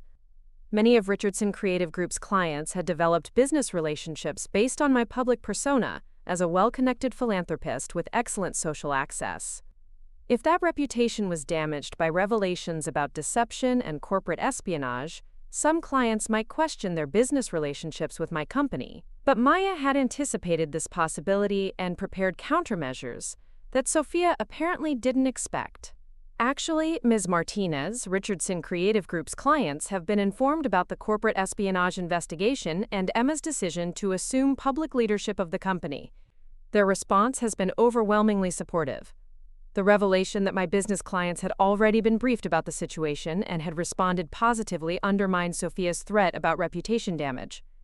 Instead of discovering my true identity through hostile exposure, they'd been prepared for the transition through professional communication and strategic planning. "How is that possible?" Sophia asked with obvious confusion, apparently expecting that my business empire would be vulnerable to the kind of reputation attack she'd been planning. "Richardson Creative Group has been preparing for this transition for months," Maya explained with satisfaction. "Emma's decision to assume public leadership has been positioned as a strategic expansion rather than a response to corporate espionage. Our clients see it as increased access to executive leadership rather than exposure of previous deception." The strategic planning that Maya was describing had been developed over the past year, as Richardson Creative Group's growth made my continued anonymity increasingly difficult to maintain. We'd recognized that eventually I would need to embrace public leadership, and we'd prepared messaging and client communications to support that transition. "Moreover," Mark Johnson added with professional authority, "the federal investigation of Strategic Information Services has generated significant industry attention. Companies that were targeted by Meridian Marketing Solutions' espionage operations are now seeking Richardson Creative Group's services specifically because of Emma's reputation for ethical business practices." The competitive advantage that was emerging from Sophia's failed intelligence operation was both ironic and satisfying. Instead of damaging Richardson Creative Group's reputation, the exposure of corporate espionage was actually generating new business opportunities from companies that valued ethical competition and transparent business practices. Brad listened to these revelations with growing despair as he realized that his involvement with Sophia had not only failed to damage my business empire, but had actually strengthened it. His betrayal had been discovered and countered, while my transition to public leadership was being celebrated rather than criticized. "This is impossible," Brad said weakly. "Emma, you can't just decide to become a public CEO after 7 years of hiding your business. People will think you're unstable or deceptive." The concern Brad was expressing reflected his continued inability to understand the strategic planning and professional capability that had made Richardson Creative Group successful. He still saw my business empire as an elaborate hobby rather than a sophisticated operation managed by competent professionals. "Actually, Mr. Richardson," Claire interjected with attorney-level precision, "Emma's transition to public leadership has been handled with exactly the kind of strategic communication and stakeholder management that you'd expect from a successful CEO." The professional competence that Claire was acknowledging represented everything Brad had failed to recognize about my capabilities throughout our marriage.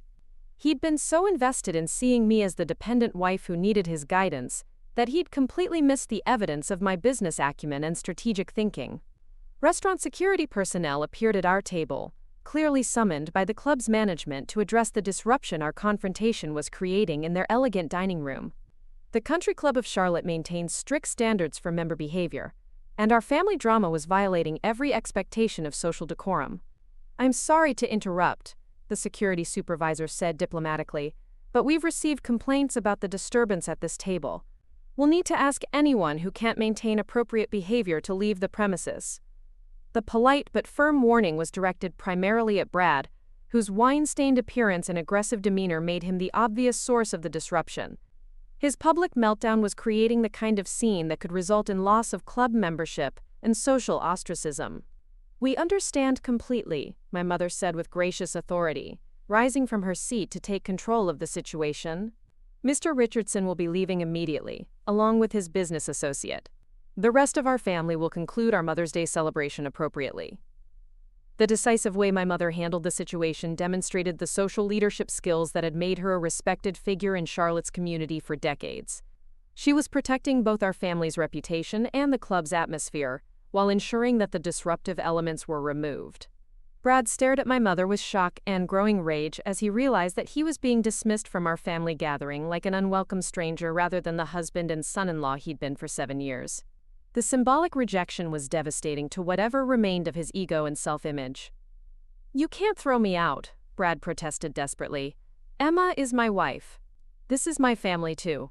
"Emma is your wife," my mother replied with steel-wrapped courtesy, "but you've just spent the past hour threatening her business, demanding that she fire her employees, and participating in corporate espionage against her company. That behavior makes you unwelcome at our family celebration. The clear statement of consequences for Brad's actions forced him to confront the reality that his choices had destroyed not just our marriage but his relationship with my entire family.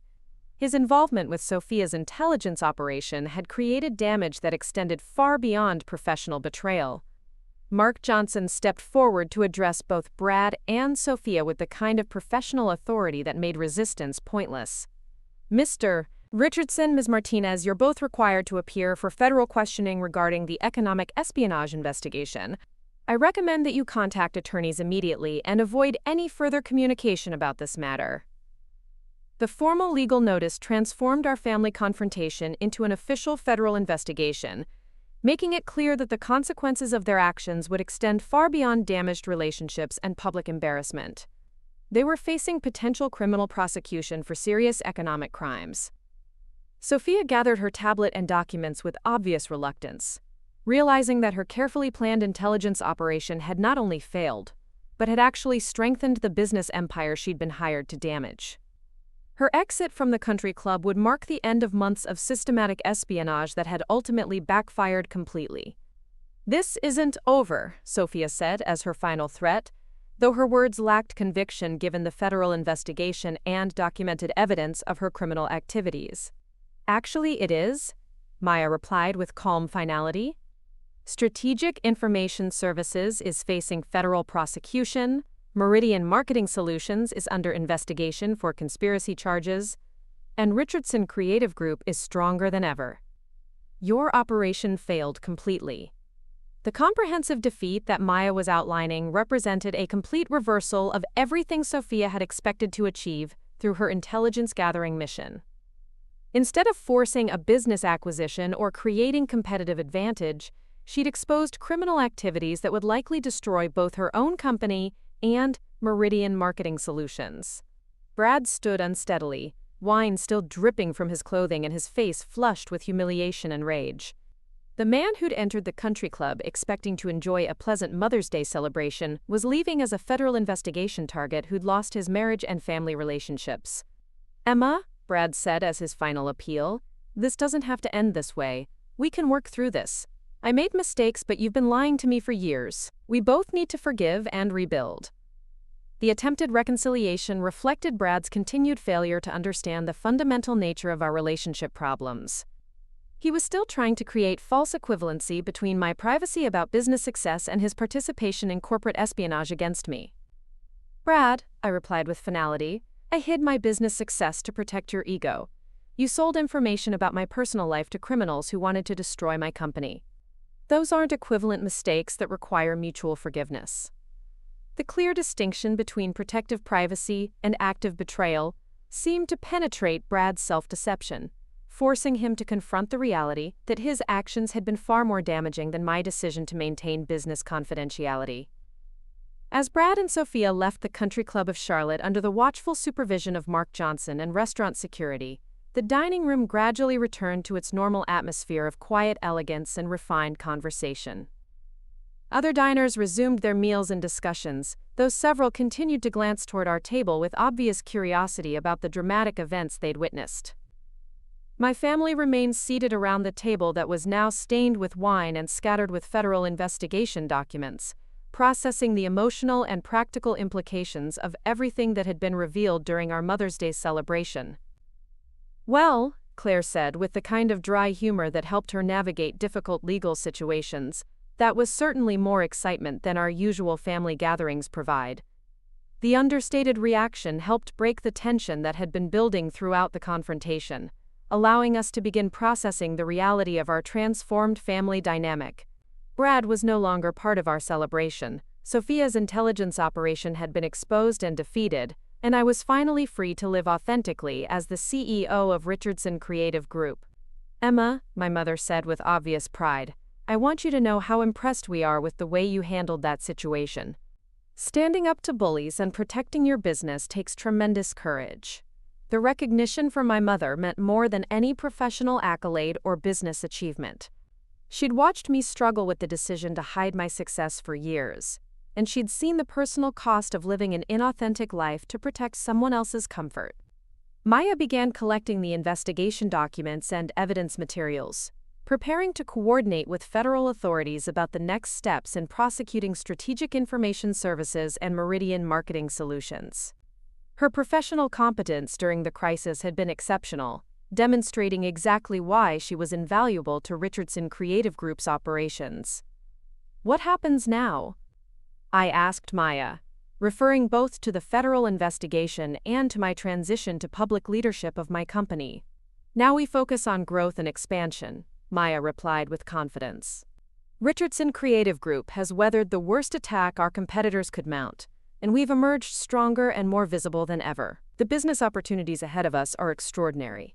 The optimistic outlook that Maya was presenting reflected the reality that corporate espionage attacks often backfired against the companies that initiated them. By exposing their criminal activities and unethical practices, Sophia and Meridian Marketing Solutions had actually enhanced Richardson Creative Group's reputation and competitive position. "And personally?" Claire asked with sister-level concern about my emotional well-being and future relationships. "Personally, I'm finally free to be completely honest about who I am and what I've accomplished," I replied, feeling a sense of liberation that I hadn't experienced in years. No more hiding, no more pretending to be less than I am, no more compromising my authentic self for someone else's comfort.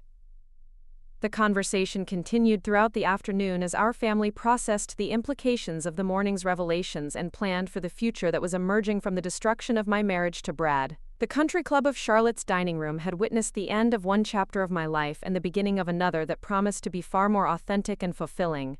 As the sun set over Charlotte's skyline, I realized that Sophia Martinez had inadvertently given me the greatest Mother's Day gift possible: the freedom to stop hiding who I really was, and the courage to embrace my authentic identity as the successful CEO of Richardson Creative Group.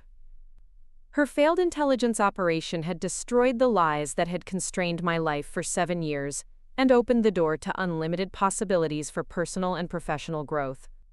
The wine I'd thrown in Brad's face had been more than just a dramatic gesture of defiance.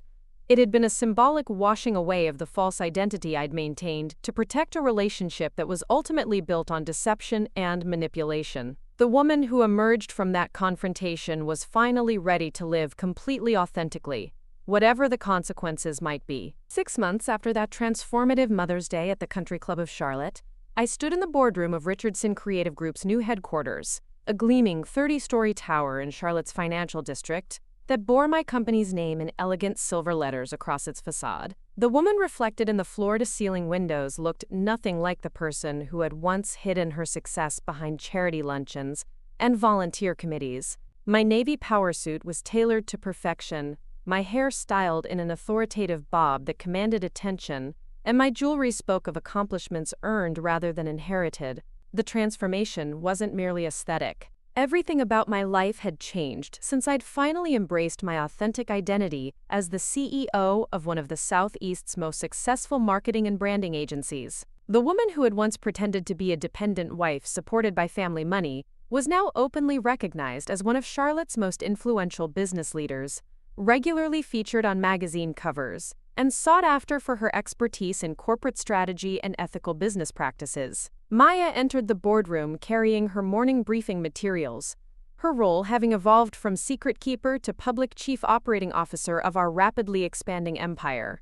The professional relationship that had once required careful concealment was now celebrated throughout Charlotte's business community as an example of effective executive partnership and strategic collaboration. The quarterly numbers exceeded every projection, Maya announced with satisfaction, spreading financial reports across the mahogany conference table. Revenue increased 47% over last quarter. We've added 3 new major clients, and the Birmingham expansion is ahead of schedule and under budget. The growth that Richardson Creative Group had experienced since my transition to public leadership was unprecedented in our company's history.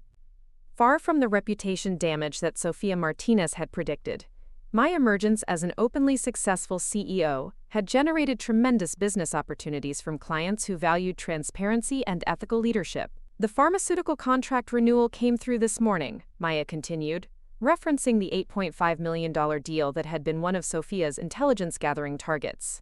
Not only did they renew for 3 years, but they're expanding the scope to include their consumer products division. The irony wasn't lost on me that the very clients Meridian Marketing Solutions had hoped to steal through corporate espionage were now deepening their relationships with Richardson Creative Group, specifically because of our company's reputation for ethical business practices and strategic excellence. Sophia's failed intelligence operation had actually strengthened our competitive position. Daniel Brooks knocked on the boardroom door before entering with his usual combination of professional competence and personal warmth. He joined Richardson Creative Group 8 months ago as our Director of Business Development, recruited from a prestigious Atlanta firm specifically for his expertise in Southeast market expansion. What had begun as a strictly professional relationship had evolved into something far more personal, though we maintained appropriate boundaries in our business interactions. "The Jacksonville acquisition is finalized," Daniel announced, settling into the chair beside mine with the comfortable familiarity that had developed during our months of collaboration. "We officially take control of Coastal Creative Solutions next Monday, giving us our 15th office and bringing our total employee count to over 600. The strategic expansion that Daniel was reporting represented the culmination of plans that had been developing for years, but had accelerated dramatically since I'd assumed public leadership of Richardson Creative Group. The company that had once operated in secret was now boldly expanding throughout the Southeast, establishing market dominance through acquisition and organic growth. "What about the Nashville opportunity?" I asked, referring to a potential partnership with a music industry marketing firm that could open entirely new markets for our creative services. "They're very interested," Daniel replied with obvious enthusiasm. "The preliminary numbers suggest a partnership could generate 12 to 15 million in additional annual revenue within 2 years. The growth opportunities that were emerging seemed limitless, each success creating momentum for even greater achievements." Richardson Creative Group had evolved from a regional marketing agency operating in secrecy to a Southeast powerhouse that competitors studied and clients sought out for strategic guidance and creative excellence.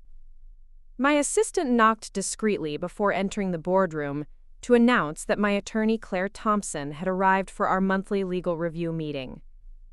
My sister's law firm had become Richardson Creative Group's primary legal counsel, handling everything from contract negotiations to the ongoing federal prosecution of Strategic Information Services and Meridian Marketing Solutions.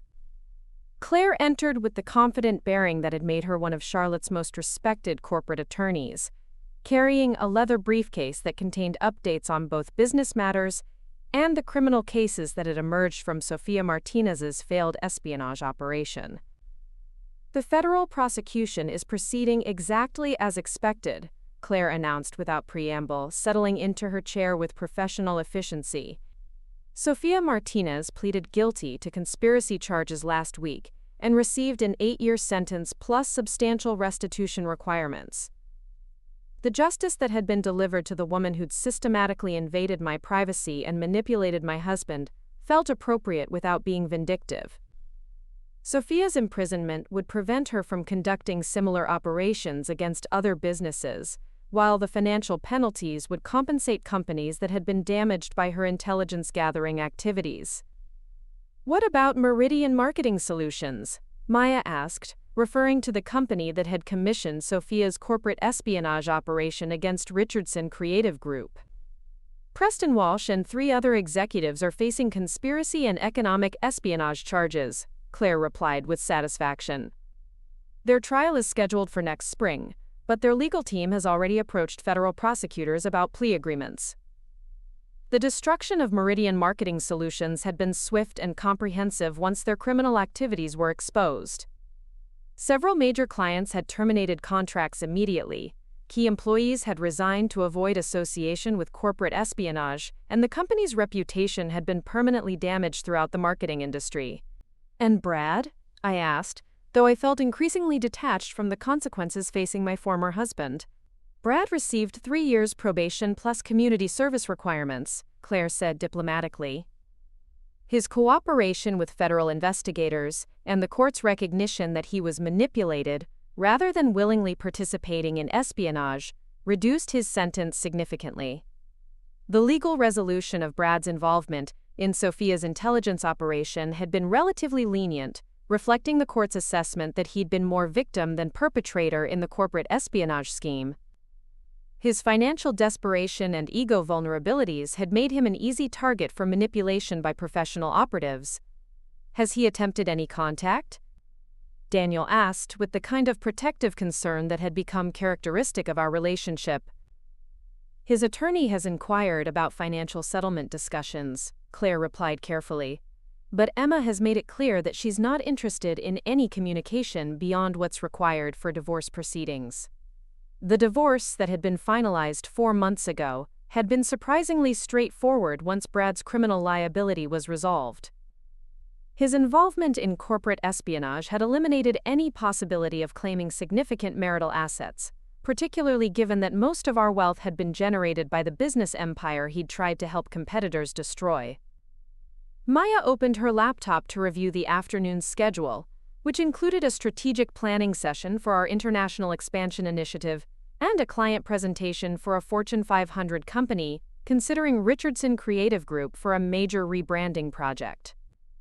"The London meeting is confirmed for next month," Maya announced, referring to preliminary discussions about establishing Richardson Creative Group's first European office. "The market research suggests tremendous opportunities for American marketing expertise in the UK's financial services sector. The international expansion that we were planning represented the kind of ambitious growth that would have been impossible, while I maintained my secret identity as a hidden CEO. My emergence as a public business leader had opened doors to opportunities that required personal visibility and direct executive engagement. I've also confirmed your speaking engagement at the National Marketing Conference in Atlanta," Maya continued. "They specifically requested your presentation on ethical competitive practices and corporate transparency. The professional recognition that I was receiving throughout the marketing industry reflected not just Richardson Creative Group's business success, but also the respect our company had earned for maintaining ethical standards in an industry often characterized by cutthroat competition and questionable practices." Daniel opened his own briefing materials to discuss client development opportunities that had emerged from my growing public profile as a successful female CEO in the Southeast's business community. "3 major healthcare systems have approached us about branding and marketing services," Daniel reported. "They're specifically interested in working with Richardson Creative Group because of your reputation for strategic thinking and ethical leadership." The client interest that Daniel was describing represented a pattern that had developed since my transition to public leadership. Companies weren't just hiring Richardson Creative Group for our creative capabilities. They were seeking partnerships with a firm led by someone who demonstrated integrity under pressure and refused to compromise ethical standards for competitive advantage. "The banking sector is showing similar interest," Daniel continued. 4 regional banks have inquired about comprehensive rebranding projects, citing your business leadership and community involvement as factors in their selection process. The professional opportunities that were emerging seemed almost unlimited, each success creating momentum for even greater achievements. Richardson Creative Group had evolved from a company that operated in secret to a business empire that competitors studied and clients sought out for strategic guidance.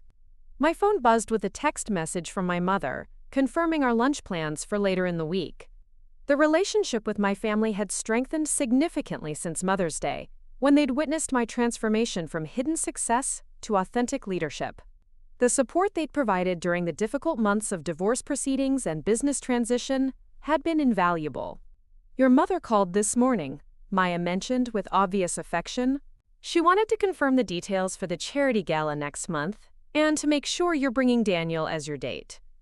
The charitable work that I'd once used as cover for my business activities had evolved into genuine philanthropic leadership that leveraged Richardson Creative Group's resources and my personal network for meaningful community impact. The difference was that I no longer needed to hide my business success while supporting worthy causes. "Linda Thompson has become one of our most effective advocates in Charlotte's social community," Daniel observed with admiration. "Her pride in your accomplishments is obvious to everyone who meets her." The relationship with my mother had always been strong, but her support during my transition from secret CEO to public business leader had demonstrated the depth of her understanding and unconditional love. She'd never criticized my decision to hide my success, but she'd celebrated my choice to live authentically with obvious relief and pride. Claire gathered her legal documents to prepare for departure, having covered all the necessary business and litigation updates during our monthly review meeting. "There's one more thing," Claire said, with the kind of careful tone that suggested significant news. "I received an interesting call yesterday from Marcus Hayes at Hayes Development Group." The mention of Marcus Hayes immediately captured my attention. Hayes Development Group was the parent company of Strategic Information Services, making Marcus the father of Sophia Martinez and the ultimate authority behind the corporate espionage operation that had targeted Richardson Creative Group. "What did he want?" I asked, though I suspected the answer would involve some form of business proposition designed to repair the relationship damage caused by his daughter's criminal activities. "He is requesting a meeting to discuss potential collaboration between Hayes Development Group and Richardson Creative Group," Claire replied diplomatically. "Apparently, he believes there might be opportunities for strategic partnership despite the recent unpleasantness."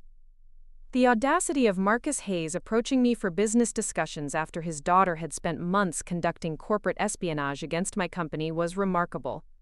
Either he possessed extraordinary confidence in his persuasive abilities, or he was genuinely unaware of the extent of damage that Sophia's activities had created. "What kind of collaboration could he possibly have in mind?" Maya asked, with obvious skepticism about any business relationship with the Hayes family. "Real estate development projects that combine residential construction with commercial marketing spaces," Claire explained. "He's proposing mixed-use developments throughout the Southeast that would include dedicated areas for marketing and creative agencies."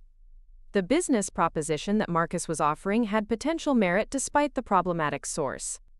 Richardson Creative Group's rapid expansion was creating space requirements that traditional office leasing couldn't always satisfy efficiently, and custom-designed creative spaces could provide competitive advantages for attracting and retaining top talent.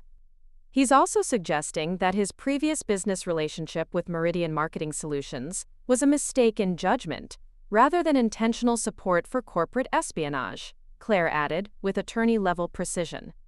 The explanation that Marcus was offering for his company's involvement in Sophia's intelligence operation was carefully crafted to minimize legal liability while creating opportunities for relationship repair.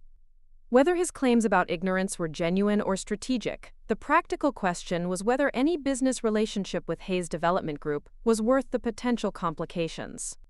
"I'm not interested in any business relationship with Marcus Hayes or his companies," I decided without hesitation.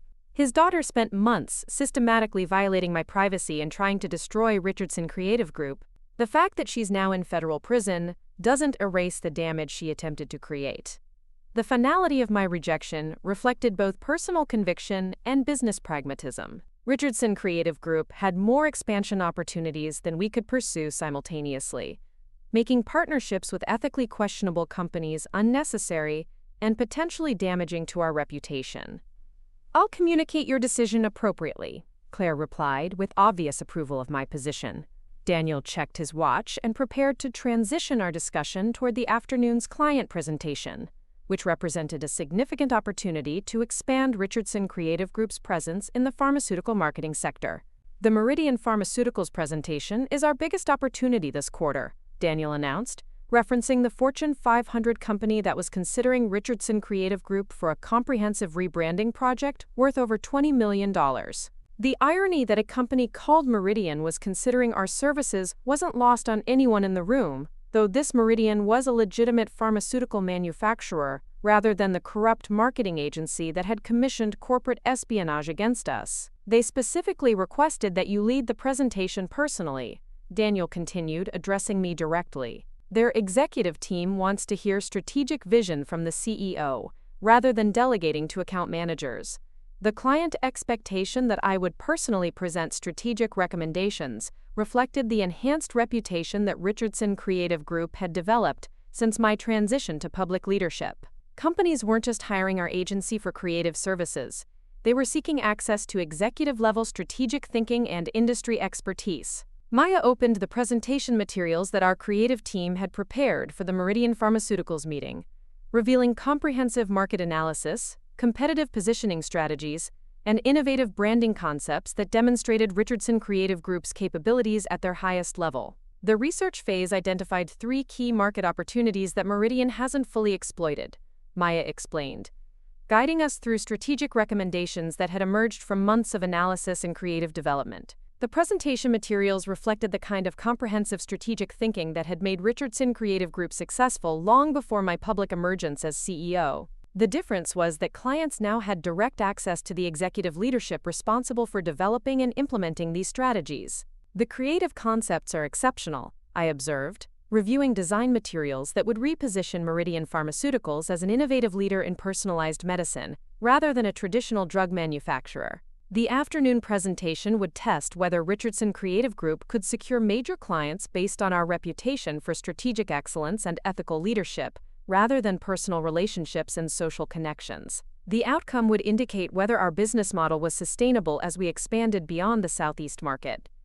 As we prepared for the client meeting, I reflected on the extraordinary transformation that my life had undergone since that dramatic Mother's Day confrontation at the Country Club of Charlotte. The woman who had once hidden her business success behind charity work and volunteer committees was now openly leading one of the region's most successful marketing agencies. The relationship with Daniel had evolved into something far more meaningful than professional collaboration, though we maintained appropriate boundaries in our business interactions. His respect for my accomplishments and encouragement of my authentic self created the kind of partnership I'd never experienced with Brad, who had needed me to be smaller to feel important. "Are you ready for this?" Daniel asked as we gathered our presentation materials and prepared to leave for the Meridian Pharmaceuticals meeting. "I've been ready for this my entire career," I replied with confidence that came from finally living authentically rather than hiding behind carefully constructed facades. The client presentation went better than our most optimistic projections had anticipated. Meridian Pharmaceuticals' executive team was not only impressed by Richardson Creative Group's strategic recommendations and creative concepts, but also enthusiastic about partnering with a company led by someone who demonstrated integrity under pressure and built success through ethical practices. "We've been looking for a marketing partner who understands that long-term success requires more than clever advertising," the Meridian's CEO explained during our post-presentation discussion. "Your company's reputation for strategic thinking and ethical leadership makes this partnership exactly what we need." The $22 million contract that Meridian Pharmaceuticals offered exceeded our expectations and would provide the financial foundation for Richardson Creative Group's international expansion initiative. More importantly, it validated the business model that positioned ethical leadership and strategic excellence as competitive advantages rather than limitations. As we returned to Richardson Creative Group's headquarters after the successful client presentation, I felt a sense of professional accomplishment that was enhanced by personal authenticity.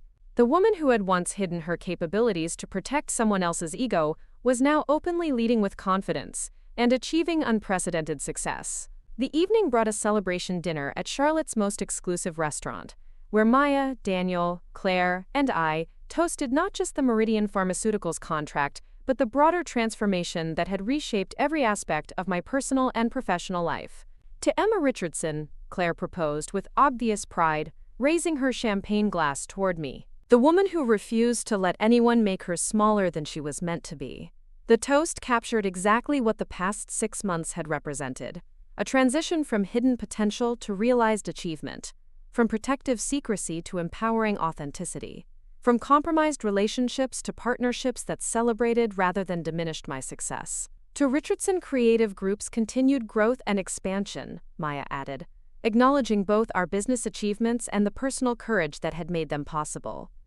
"To the future," Daniel concluded with a smile that suggested his toast encompassed both professional opportunities and personal possibilities. The conversation during dinner ranged from strategic planning for international expansion to speculation about the criminal trials that would conclude the prosecution of Strategic Information Services and Meridian Marketing Solutions. The legal resolution of Sofia Martinez's corporate espionage operation had provided closure that allowed us to focus entirely on growth and opportunity, rather than defense and protection. The London office could be operational within 18 months, Daniel predicted, discussing the European expansion that represented Richardson Creative Group's most ambitious growth initiative. "The market research suggests tremendous opportunities," Maya agreed, reviewing preliminary analysis that indicated strong demand for American marketing expertise in European financial services and technology sectors. The international expansion that we were planning would have been impossible while I maintained my secret identity as a hidden CEO. My emergence as a public business leader had opened doors to opportunities that required personal visibility and direct executive engagement with global partners and clients. As the evening concluded and we prepared to leave the restaurant, I realized that the transformation of my life was still accelerating rather than stabilizing. Richardson Creative Group's success was creating momentum for even greater achievements, while my personal relationships were deeper and more authentic than anything I'd experienced during my years of hiding and pretense. The relationship with Daniel had evolved beyond professional collaboration into genuine partnership that encompassed both business strategy and personal support. His respect for my accomplishments and encouragement of my authentic self created the kind of relationship foundation that I'd never experienced with Brad, who had been threatened by my success rather than inspired by it. 6 months later, I stood in Richardson Creative Group's new London office, looking out at the Thames while reviewing financial reports that showed our European expansion exceeding every projection. The company that had once operated in secrecy from a small Charlotte office now employed over 800 people across 23 locations in 4 countries. Maya had relocated to London to oversee our European operations, her role having evolved from secret keeper to international business executive. The professional relationship that had once required careful concealment was now celebrated throughout the global marketing industry as an example of effective executive partnership and strategic collaboration. Daniel had proposed marriage 3 months earlier, presenting a ring during a private dinner that celebrated both Richardson Creative Group's inclusion on Fortune magazine's list of America's fastest-growing companies and our personal commitment to building a life together based on mutual respect and shared ambition. The engagement had been announced in Charlotte's business community with enthusiasm and celebration, rather than the social scrutiny that had characterized my previous marriage. The woman who had once hidden her success to protect someone else's ego was now openly planning a wedding with someone who celebrated rather than diminished her achievements. The wedding ceremony took place in the Garden Pavilion of the Country Club of Charlotte, the same venue where my grandmother had been married and where I'd experienced that transformative Mother's Day confrontation that had changed everything. The symbolic significance of celebrating my authentic happiness in the location where I'd finally embraced my true identity felt perfectly appropriate. Claire served as my maid of honor, representing not just sisterly love but also the professional partnership that had made Richardson Creative Group's legal foundations so strong. Maya flew back from London to participate in the ceremony, demonstrating the personal loyalty that transcended business relationships. My mother walked me down the aisle with obvious pride, her presence representing the family support that had sustained me through every challenge and celebrated every achievement. The woman who had watched me struggle with the decision to hide my success for years was now witnessing my marriage to someone who encouraged me to be completely authentic. The wedding reception featured speeches from business partners, family members, and employees who had watched Richardson Creative Group evolve from a secret operation to an international success story. The celebration encompassed not just personal happiness but also professional achievement and the courage to live authentically despite social expectations and relationship pressures. To Emma and Daniel, the wedding toast proclaimed, whose partnership represents the best of both business excellence and personal authenticity. The marriage that emerged from that celebration was built on fundamentally different principles than my relationship with Brad had been. Daniel understood and celebrated my professional accomplishments rather than feeling threatened by them. Our partnership encompassed shared ambition and mutual support rather than hidden resentment and competitive insecurity. Richardson Creative Group continued its explosive growth throughout our first year of marriage, expanding into Asian markets and establishing partnerships with global brands that valued ethical leadership and strategic excellence. The company that had once hidden its CEO's identity was now prominently featured in international business publications as an example of successful entrepreneurship and innovative marketing strategies. The personal and professional integration that I'd achieved felt sustainable and energizing rather than exhausting and conflicted. The woman who had once compartmentalized her life into public facade and private reality was now living with complete authenticity and unprecedented success. Looking back on that dramatic Mother's Day confrontation at the country club of Charlotte, I realized that Sofia Martinez had inadvertently provided the catalyst for the most positive transformation of my adult life. Her failed corporate espionage operation had destroyed the lies and pretense that had constrained my potential and opened doors to unlimited possibilities for growth and achievement. The wine I'd thrown in Brad's face had been more than a dramatic gesture of defiance. It had been a symbolic washing away of the false identity I'd maintained to protect a relationship that was ultimately built on deception and manipulation. The woman who emerged from that confrontation was finally ready to live completely authentically, whatever the consequences might be. The consequences had been extraordinary success, meaningful relationships, and personal fulfillment that exceeded anything I'd achieved while hiding my true identity and capabilities. The decision to embrace authentic leadership had transformed not just my business empire, but every aspect of my personal and professional life.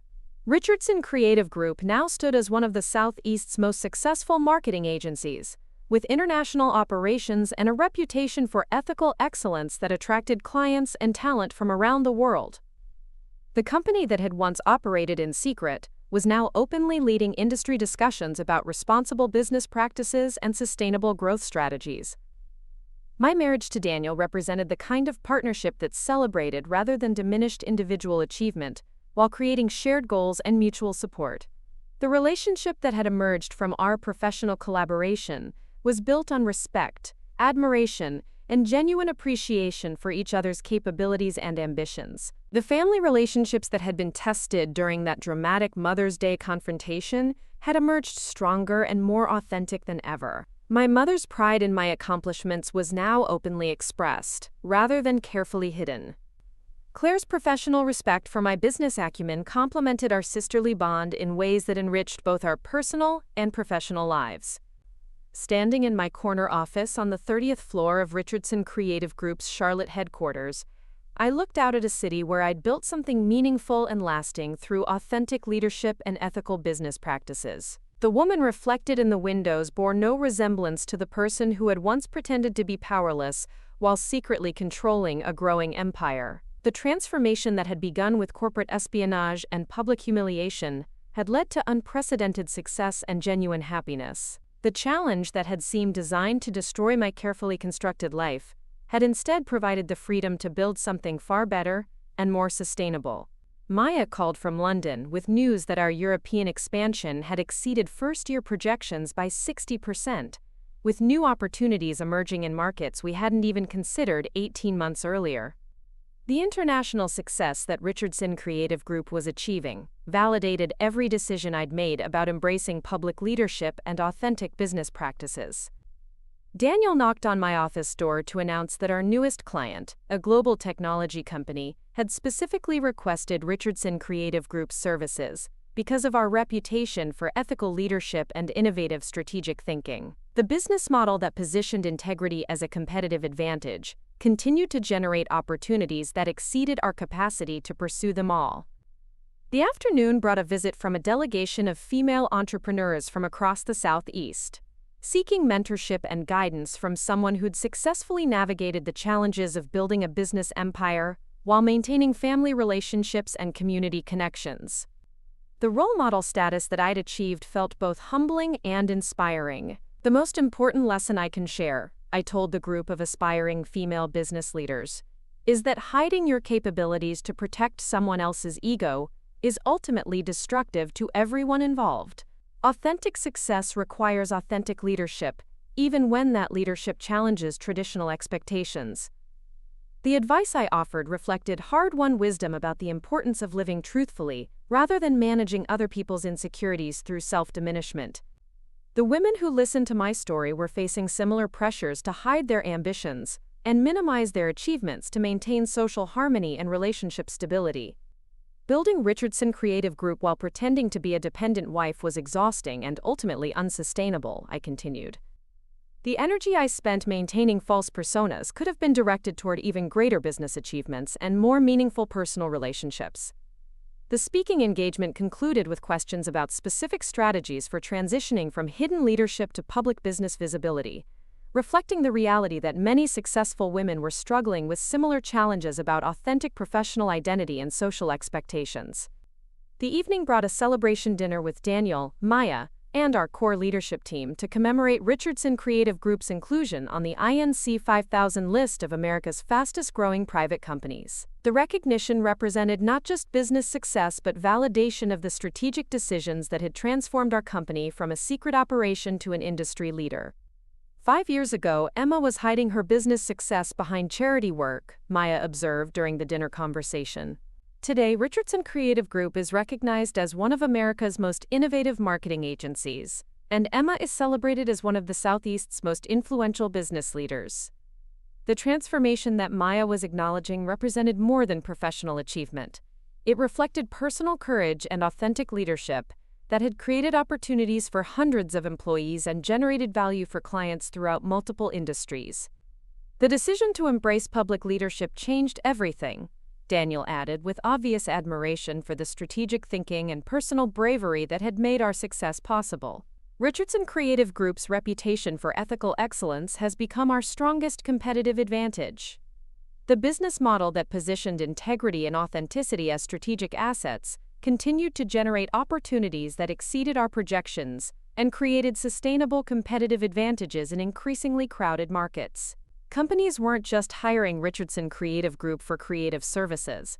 They were seeking partnerships with leaders who demonstrated character under pressure. As I reflected on the journey that had brought me from hidden CEO to internationally recognized business leader, I realized that every challenge and setback had ultimately contributed to stronger foundations and greater achievements. The corporate espionage that had seemed designed to destroy my carefully constructed life had instead provided the catalyst for unprecedented growth and authentic success. The marriage that had been built on deception and hidden resentment had been replaced by a partnership that celebrated individual achievement while creating shared goals and mutual support. The business that had operated in secrecy was now openly leading industry discussions about responsible practices and sustainable growth. The personal relationships that had been constrained by pretense and protective lies were now characterized by honesty, respect, and genuine appreciation for each other's capabilities and contributions. The family dynamic that had once required careful management of egos and insecurities was now based on authentic pride and unconditional support. Looking toward the future, Richardson Creative Group's expansion opportunities seemed unlimited, with international markets providing platforms for even greater achievements and global impact. The personal fulfillment that I'd achieved through authentic leadership created energy and enthusiasm for continued growth and innovation. The woman who had once thrown wine in her husband's face to defend her assistant and protect her business empire had evolved into an internationally recognized leader whose story inspired others to embrace their own authentic potential. The dramatic confrontation that had seemed like personal and professional disaster had become the foundation for unprecedented success and genuine happiness. The transformation was complete, but the journey was just beginning.